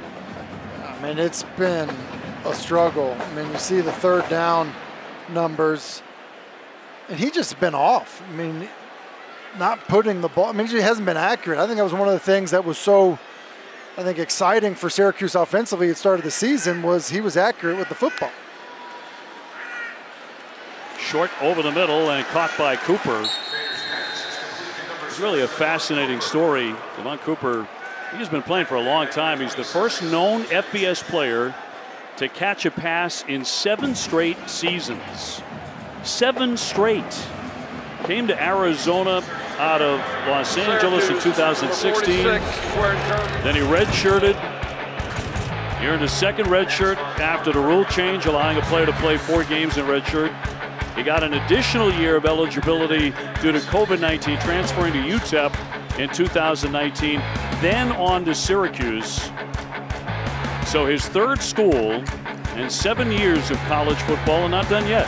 And you think about that just for some perspective. That's the same high school recruiting class as somebody like Chase Claypool, somebody like A.J. Brown. I mean, A.J. Brown is on his second contract in the NFL. And, you know, it's just remarkable to think, you know, how long he's been in college. Yeah, for more on this, let's go down to Kelsey. Yeah, I got to talk to him a little bit about that. And first of all, I said, are you going to find a way to get an 8th year? And he said, no, I think this is it. He did walk on senior night tonight. But he talked a lot about the growth that he's seen. He said the thing that stands out to him the most is the way he's matured season to season, team to team, really been able to come into different locker rooms and just be a leader. Dino Babers said he's a guy who gets invited to every party. Those guys are invaluable to the football team, because you come in and you want guys to play for a player like that, and they definitely gravitate towards Devon Cooper.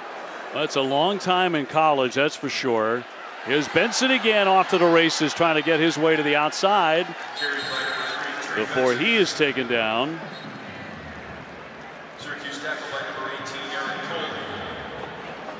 Tate Rodemaker is the new quarterback as he takes over for Jordan Travis with the score out of hand here. 38-3.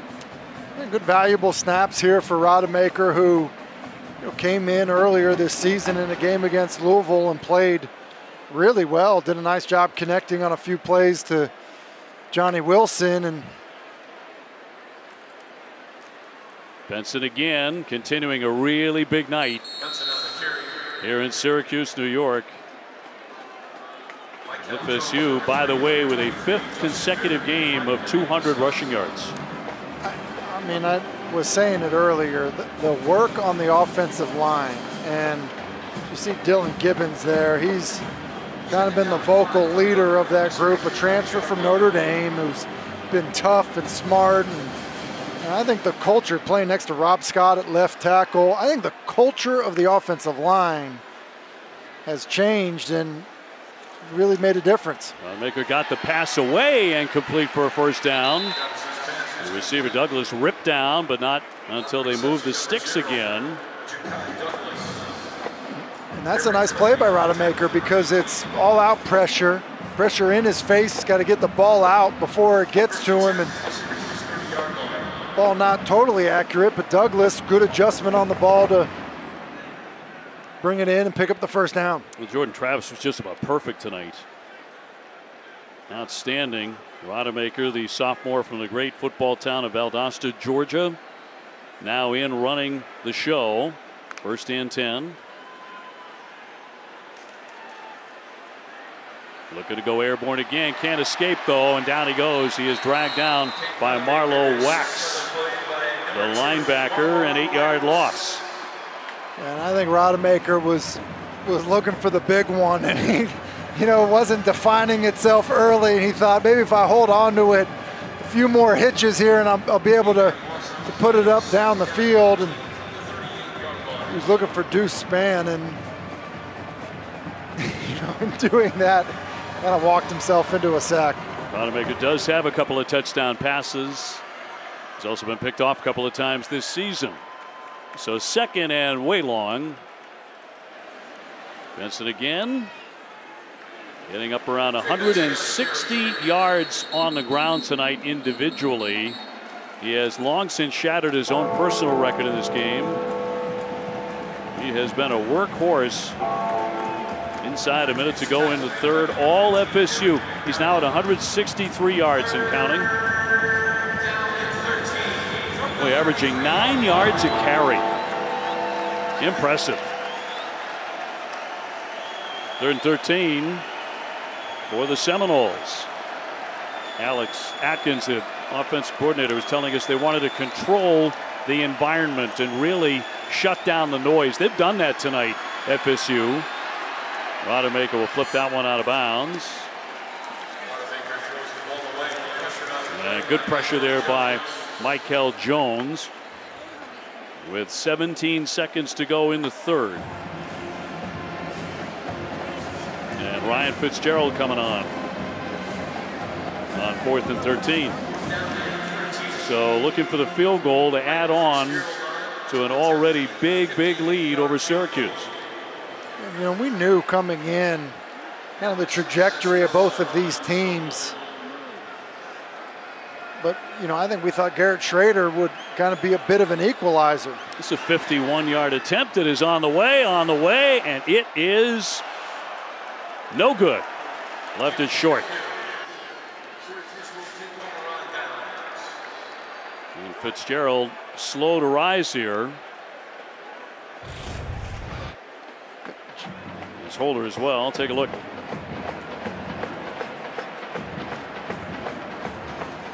I think that, listen, kickers, NBA players, we did see Melo in the building tonight, and I think there's Flop City. a little flopping going on. Not that Melo ever did. Got a giant round of applause here. Big ovation, of course, led Syracuse to a national championship under Jim Boeheim. Jim Boeheim court right underneath this turf. Flag down on the carry by Tucker. In the last seconds of the third. And a flag down. 38-3 FSU. They have had a blast tonight here at Syracuse. Offense, number 76. 10-yard penalty. First down. Dino Babers has not had a blast tonight. I mean, it's the penalties.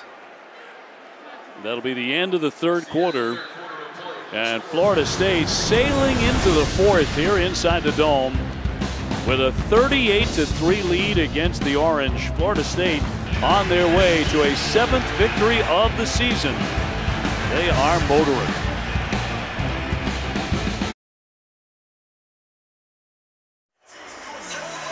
The great Carmelo Anthony, Syracuse forward, 2003 NCAA champion. Great hand here tonight as he was introduced inside the Dome. That's been their highlight this evening. Airing it out there on that left side to Pena, and complete. And Syracuse only 3 first downs, 9 possessions, so Melo can't help them this evening. But man, we see a phenomenal player here for Jim Boeheim. What a response. You called it. I mean, he kind of walked out the tunnel and the place erupted, and pretty cool moment. Schrader back to throw. Yeah, nice catch here by Alford on the near sideline to pick up a first down. They just haven't had many of those tonight. Greedy Vance with the stop. Really haven't had much of the, many of those plays, and there was a lot of that. And you go back to the Purdue game and the Louisville game, and just was a lot of it out of Garrett Schrader and his receivers. Schrader, they try to chase him down. He'll flip that one incomplete to the near side intended for Tucker. Pressure on him by Shaheem Brown. Guy who blocked the PAT to give FSU that victory over LSU. That was in early September, 24-23. It was a thriller. Came with no time on the clock, and we were talking with Mike Norvell about that this week, you and I and Kelsey, and he talked about what a valuable win that was on so many fronts for his program. No doubt about it. I think this team's just continued to improve. And he said something that really stuck out to me in the meeting, because we talk about when you lose games, and so you lose a couple games, it's disappointing. Flag down here. Prior to snap, illegal substitution on the offense. There's 12 players in formation. 5-yard penalty. It's still second down. I mean, the penalties out of Dino Babers' group tonight have been rough. But Mike Norvell said, he's like, our circumstances. Please reset the game clock to 14 minutes and 9 seconds, please. Circumstances don't dictate our work. And I thought it was interesting, because it was like, well, what pulled you out of, the late interception of Jordan Travis, the loss to Clemson? Like, what pulled you out of that? And he just said, look, our guys continued to work, and we weren't going to let the fact that we were disappointed, some of those things, change our approach. Schrader airborne, and that one is going to be picked along the sideline. And it's going to be Greedy Vance with the interception. Well, Greedy Vance makes a great play on the sideline. Sean Tucker doesn't even make an effort to make a play on the football. And Greedy Vance, who is transferred in and competing for playing time, makes a great play.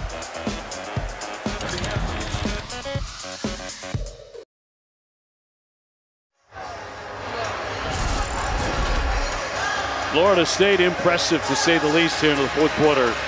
Beating up on Syracuse 38-3. Now with the football again with a backup quarterback in for another drive. Say Rodemaker puts Spann on the move. As he will dart off to the right side and pick up 3 hard-earned yards. Jason Simmons with a tackle. So FSU on their way to 7-3 and 5-3 in the ACC under Mike Norvell. Syracuse about to lose their 4th consecutive game after such a great start. 6-0, but they will drop to 3-3 inside the conference, and again a 4-game skid. Next week, not getting any easier. Wake Forest on the road, and then Boston College on the road. BC shocked NC State today. Flag down on this play. On the carry by Ward.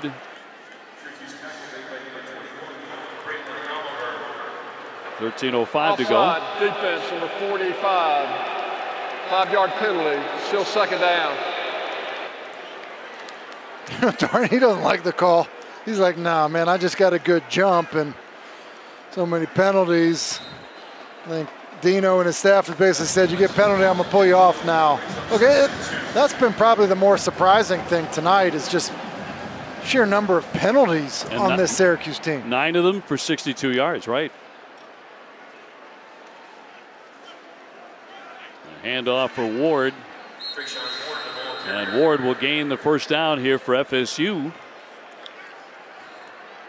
With the clock running down to 12:42. You know, for Syracuse, you need to find a way to stop the bleeding. You think about the excitement. Look, there was talk 6-0, like, hey, is game day going to Syracuse? Like, I mean, those are the rumors going around. I mean, there was just so much excitement about how they were playing, and shoot, even for much of the game against Clemson. And you know, now on senior night to get run off the field the way they've been run off the field is surprising. McLean tied up. Here's Chestnut. Will pick up the tackle. You're absolutely right. I mean, those first 6, that was magic time for the Orange. Last 3 games, the offense has scuffled to be kind. Yeah, and part of what happened is in that run, the noise in this building, you said it earlier, NC State basically said to us, look, if we could handle that noise better, we think we have a much better shot of winning that football game. And just the momentum, the energy surrounding the program is just, it feels like the air has been let out of the balloon. Ward with another good run for 5.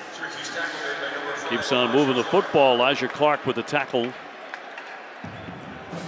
Yeah, it's certainly been, as much as any team in the country, a tale of 2 seasons for the Syracuse Orange. Yeah, look, and I would say this, I think defensively, as they've dealt with injuries on the defensive side of the ball, they've managed that really well. I think Tony White's group has played extremely hard. They've been undersized, but they've found ways to be productive. You know, injuries at linebacker, at corner, at defensive line. But the offensive struggles are really the thing that's held them back. Rodemaker on 3rd and 7. Wants to go airborne, pressure on him.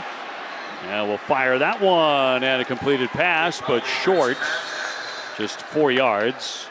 And it's another going to say incomplete. Incomplete pass. 4th down. So bring up 4th down, incomplete. I think had they secured the catch here, kind of in no man's land. You see Toafili originally looks like he has it, but I think as McDonald is there and kind of rakes the football out. And now forces a punt. We talked a lot about for Syracuse is wearing jersey number 92. Talked a lot about Garrett Schrader and being out and how much that would affect the offense. But he started tonight as a guy who missed 6 quarters of football. It's not like he missed 6 games. Nearly a block punt there. And a fair catch by Pena. They got him back tonight, but to no avail. 10:22 to go, 38-3 FSU.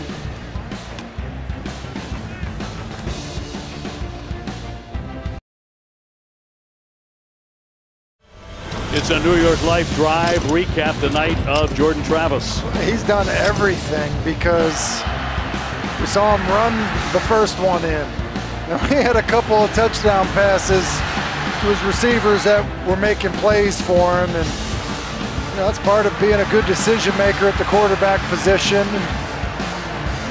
Played from the pocket, a more traditional passing play, and then their version of the Philly special for his receiving touchdown. And find that guy because he's doing it all. And how about just the completion percentage? A lot of talk about his accuracy. Obviously, you know, accounts for 5 touchdowns, but the fact that he goes 21 of 23, that's wild. Tucker to the center of the line. And Sean Tucker came in trying to pass the great Larry Zonka on Syracuse's all-time list for number 4, and he has done that. Sure, he wished he did it in a slightly different environment, but still an impressive accomplishment by Sean Tucker. And you think about what his career has been here at Syracuse.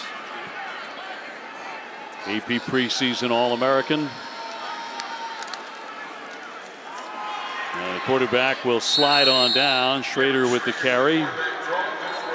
On the draw, he'll pick up a first down. About 9.5 minutes to go and a timeout.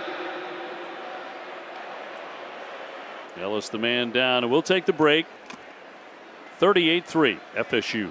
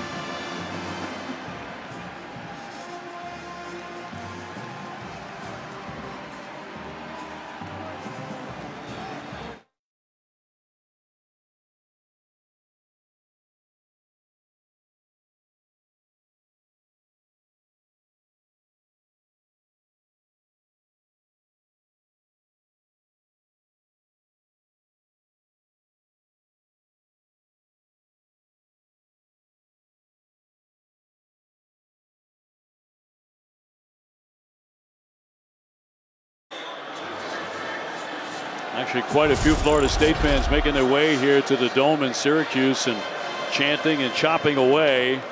And FSU rolling tonight 38-3. And because so many fans had left, it kind of took over the building a bit. Very much.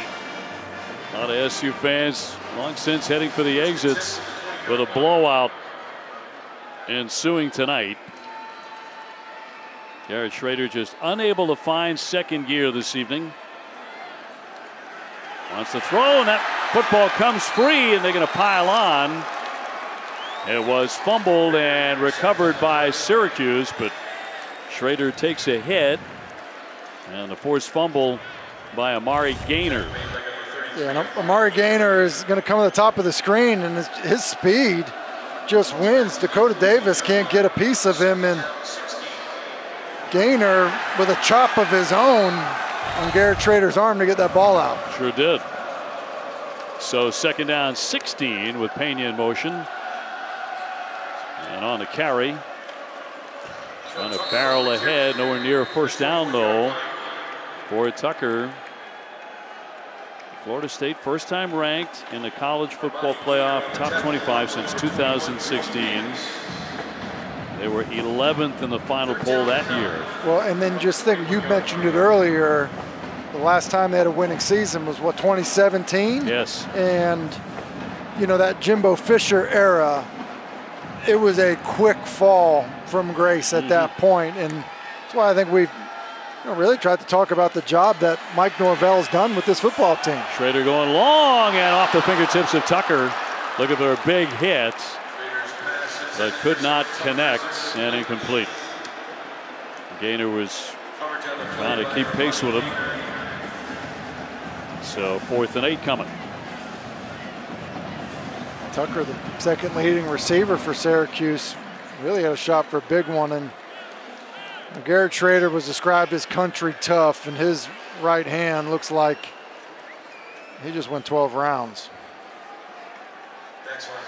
So the hand in rough shape, the legs in rough shape, and Syracuse in rough shape tonight.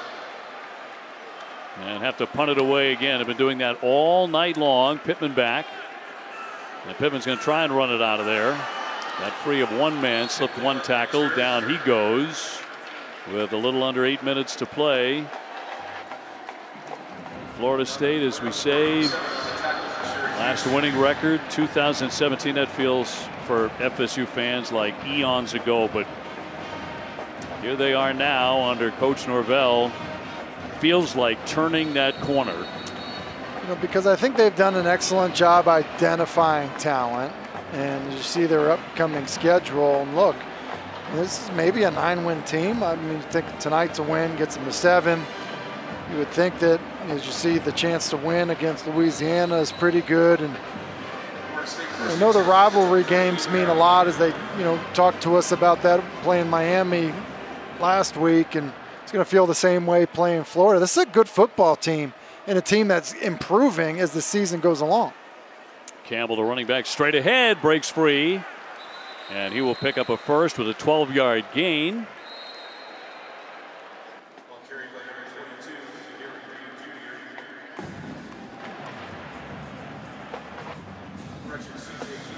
So about 7.5 remaining here. Florida State with just such good balance, right? They're one of 4 teams nationally who rank in the top 20 in total offense and total defense. The others are Georgia, Ohio State, and Alabama. Look at this, 6.3 yards per carry tonight. They have been churning on the ground. Dave, I mean, I know I went to BC and you went here, which means your math is better than mine, of course, right? But 6.3 yards per carry, run it twice and you get a first down, and it's what they started off doing. Run like this to Trey Benson, and just continued throughout the night. Guys up front doing a really, really nice job, and the backs running hard. And then when they packed everyone in there, Jordan Travis would spit it outside. But just look at this. How about Trey Benson averaging over 9 yards per carry? Say that's pretty good. What a story he's becoming, too. I mean, that's 3 consecutive weeks with a new career high. This one blowing the others out of the water at 163 yards. Big time performance tonight by Benson and Travis and the defense. Holding Syracuse this point without a touchdown. You know, Mike Norvell also said to us, it's not just what you do, and this was coming off of the big win against Miami, but it's how you do it. And when you look at this score, look at the score last week, and then you look at the domination at the line of scrimmage, that's how you do it. And I think it's changing the culture at Florida State. They can go back-to-back weeks. Still plenty of time here for Syracuse to get on the board with a touchdown, but they've got to get the football back. It would be back-to-back weeks holding an opponent without a touchdown. Rodemaker on the move, throwing downfield, and that one incomplete. Actually caught that. He made a tremendous play there. Portier, let's see. He does a good job of kind of stopping himself at the sideline. Good strong hands. That is a phenomenal catch. Wow. And held on for a 25-yard gain. Pretty good throw by Rodemaker as well on the sideline. So everything clicking here for FSU. There is a flag. Illegal substitution offense, 12 men in formation. 5-yard penalty, first down. Norvell looking like he's down 38-3 after that penalty. I feel like the substitution issues end up on the coaching staff. That's why, I mean, it's definitely. That's the communication that goes into it, but.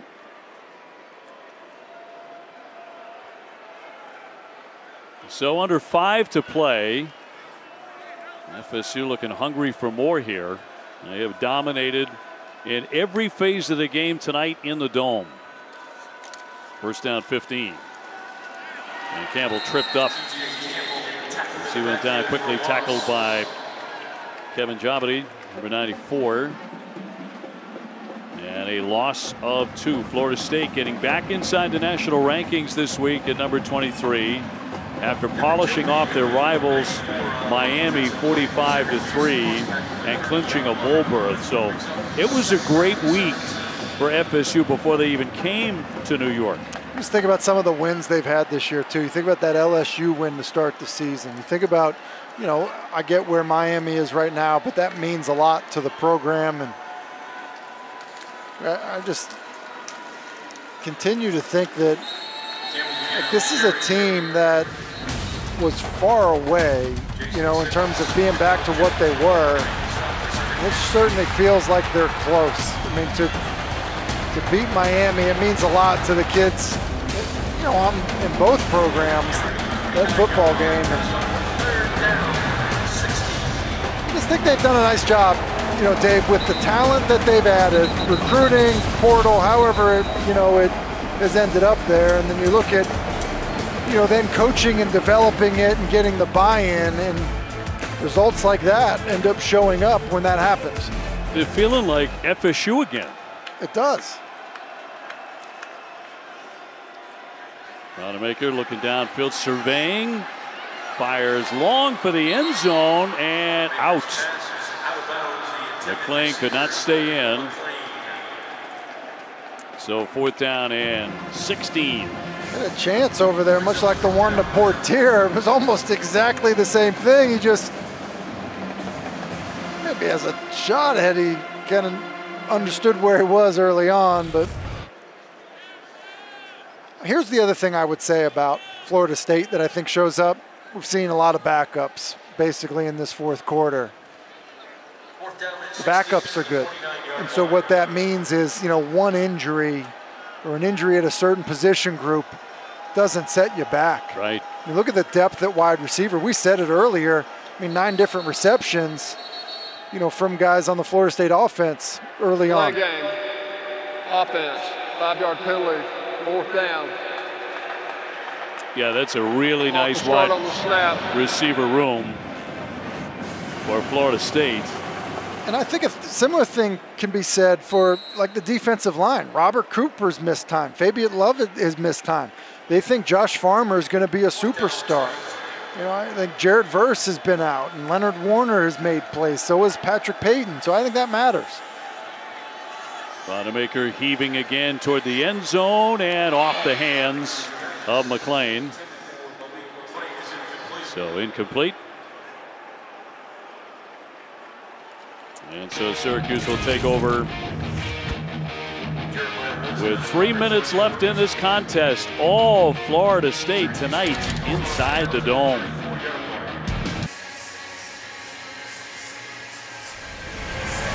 So how about this one, an ACC update. About 2 minutes to go. Carolina and Wake Forest in a slugfest. Drake May, the standout quarterback for Carolina, responsible for 509 total yards. He's thrown for 3 touchdowns. He's run for another one. Just remarkable numbers. You think Sam Hartman's over 300 with 4 touchdowns, has the ball and a chance to bring them back, and May's numbers are even better. Carlos Del Rio Wilson taking over at quarterback here for Syracuse. He's been the backup, got a chance to start last week. A flag down here. Just under 3 to play. A lot of late flags in the second half. Foul. Face mask number 33 on the defense. 15-yard penalty from the end of the run. First down. That's Amari Gaynor for the face mask. Del Rio Wilson, the transfer from the University of Florida, got his first start last week and a loss to Pitt. And scuffled. He's also sacked 6 times, but just 8 for 23 passing the football. He's got a lot of talent. He has a live arm, and he's a big, strong kid.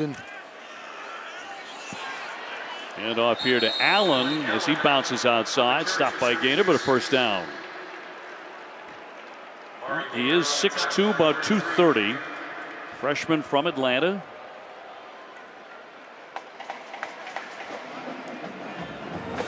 Garrett Schrader, if you're just tuning in this late, you see the score obviously, but Garrett Schrader did start for Syracuse after missing 6 quarters, but had a rough game.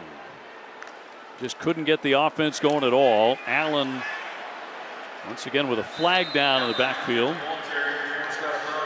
So getting sloppy here in the last few minutes. Well, and it's been sloppy. Offense number 60. 10-yard penalty. Still first down. Well, you're right. Certainly has been for Syracuse. And I think senior night, the desire to, you're playing a ranked team. You're a 6-win football team. I know a lot of people thought that the momentum Florida State was coming in here with was very different than Syracuse's, but a little bit surprised at just how sloppy and how many penalties we've seen on Syracuse. Del Rio Wilson straight on. Looks like he may have lost it there and gotten it back with 1:38 on a running clock.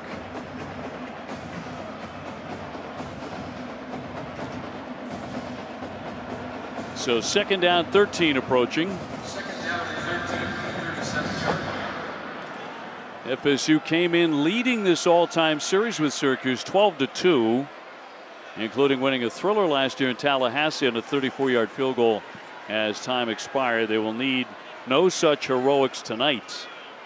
They have laid it on the Syracuse Orange. And Allen dragged down. And another flag. Man, a ton of those here late. Just don't want to go home, Dave. Apparently. Personal foul, face mask, number 23 defense. 15-yard penalty for the end of the run.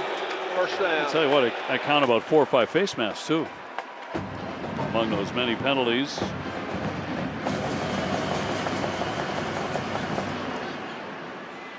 So FSU with another impressive victory, about to put that one in the bank, as they are moments away from improving to 7-3. Clock will start on the snap. As Tim said, a 9-win regular season, very much within their grasp. They are favored in the last 2, heavily favored. And look, I've seen Florida a few times this year. Florida State. Allen trying to find that end zone, but he's denied. Ball came free, but he was already down. Florida State's a good football team. And, I just think that the huddle guys ready after the show, coming up after the game, but they have some thoughts on Florida State. Yeah, they all picked FSU, if I'm not mistaken. No, you know what? Did somebody take Syracuse? I think Cornette. JC took Syracuse? I think Cornette took Syracuse. I think he did that just for the fans in the stands. He just peer pressure? You think he's that? He buckled a little bit on that one. Really hope he can hear us right now. ACC huddle coming up next, immediately following our game, and it's been a fascinating day and night inside the conference once again. Just not so much here inside the dome. This was a runaway for the Seminoles and the fans who made the long trek up here to central New York. Highly entertained, particularly by the quarterback Jordan Travis, who was marvelous tonight, and the lead running back Benson. He slowed down just shy of the goal line here. Allen with the carry. With 42 seconds to go, Syracuse just trying to get into the end zone one time. You mentioned it earlier, Dave. There's no doubt that the Florida State defense knows that they didn't allow a touchdown last week, know what's at stake this year. Defenses take pride in this type of thing. And with the clock running down, it's certainly in reach again. Del Rio Wilson under center with the handoff. It's Allen. Allen keeps on churning. Got really, really close, but not quite there. And unless Syracuse hurries or uses a timeout, clock's going to run out. Keep running. Down to 5. Down to 3. That's the game. And 2 and 1, and that's it. As he lurches ahead. And the clock had gone to zeros. The clock expired before the snap. The game is over. The game ends 38-3. Florida State keeping Syracuse out of the end zone. That's 2 consecutive weeks for Mike Norvell and FSU, keeping an opponent from scoring a touchdown. It is, and they feel good about it. You know, conversely, I get the time and stuff. You got backups in. You're trying to give them experience. Call a timeout and get the ball in the end zone, or give them a chance to get the ball in the end zone. And things like that, I think they affect your football team. Just to be honest, I mean, there's an excitement level to that for Florida State, especially defensively. And, you know, again, more air out of the balloon for Syracuse. Let's get out to Kelsey with Coach Mike Norvell. Coach Norvell, another dominant win for your team on the road. What does this mean? Well, you just see growth in our team, growth in our program. Love the way our guys have competed, the way they've worked throughout the course of the week in their preparation, and it has showed up on game day. We've got a great group of young men, and you know they're just continuing to get better. They're investing in each other, and I love coaching this team. Your quarterback, Jordan Travis, was nearly perfect tonight. The offense looked great, a really balanced attack again. What do you think of the way Jordan Travis is playing? No, he's playing phenomenal, and you know he's one of the best quarterbacks in the country. You know he's getting better with each week because he's working at that level. Got some great playmakers around him. I thought our offensive line did some really good things, being able to create some run seams. They did a good job of protecting them, and obviously he did what he needed to do throwing the football. On the other side of things, your defense has not allowed a touchdown now in 2 straight games. The way this team is playing, how much is that energizing your team all around? No, I mean, you feed off that. And our defense, you know, just the mentality, the growth that they're having. I mean, I think Coach Fuller and defensive staff's doing a wonderful job putting these guys in a great position. But our guys are capitalizing, you know, trusting their fundamentals and going and playing at a high level. Coach Norvell, thanks so much. Congratulations. Thanks so much, and go Noles. And Kelsey is moments away from chatting as well with Trey Benson. Another terrific game. 3 consecutive career highs. One better than the next week. And let's go back down to Kelsey. Yeah, guys, you said it. Your 3rd straight week now with a career high, Trey. What do you attribute the way you're playing to right now? You know, just continue to get comfortable with the run game. You know, and the O-line, they doing a phenomenal job. Your team as a whole, your offense as a whole has really continued to grow, especially your quarterback, Jordan Travis. A phenomenal game from him tonight. What do you think about the way he's playing? He's a great leader, you know. We meditate every night before the game in the hotel. He's a great leader, you know. He continued to lead this team. He executes every day in practice, and I'm so proud of Jay Trav. We hear so much about how this is a bunch of unselfish players, not just the running backs, not just the quarterbacks, not just the wide receivers, all the way around. How much fun are you guys having? We're having so much fun. You know, that's why the offense is so explosive, because, you know, everybody's unselfish. So, but we're having a lot of fun in the offense. Trey, congratulations. Enjoy this one. Thank you. Guys. Kelsey, Trey, thank you very much. And Tim, it's really showing up how much fun they're having. Hey, he perked up to that question for sure. And look, it is fun when you're rushing for over 100 yards and scoring touchdowns and the receivers are making plays and quarterback is playing well. And I do think there's an unselfishness to this offense, to this program right now that has started to become contagious. Big night in the conference. North Carolina, that is a final score. 519 total yards for Drake May. Great performance. They clinch the Coastal 36-34 against Wake Forest. What a win here tonight for FSU as they cruise 38-3 at Syracuse, New York. For Tim Hasselbeck, Kelsey Riggs, and our entire outstanding crew, I'm Dave O'Brien. Thanks so much for being with us. The ACC Huddle postgame show is coming your way next.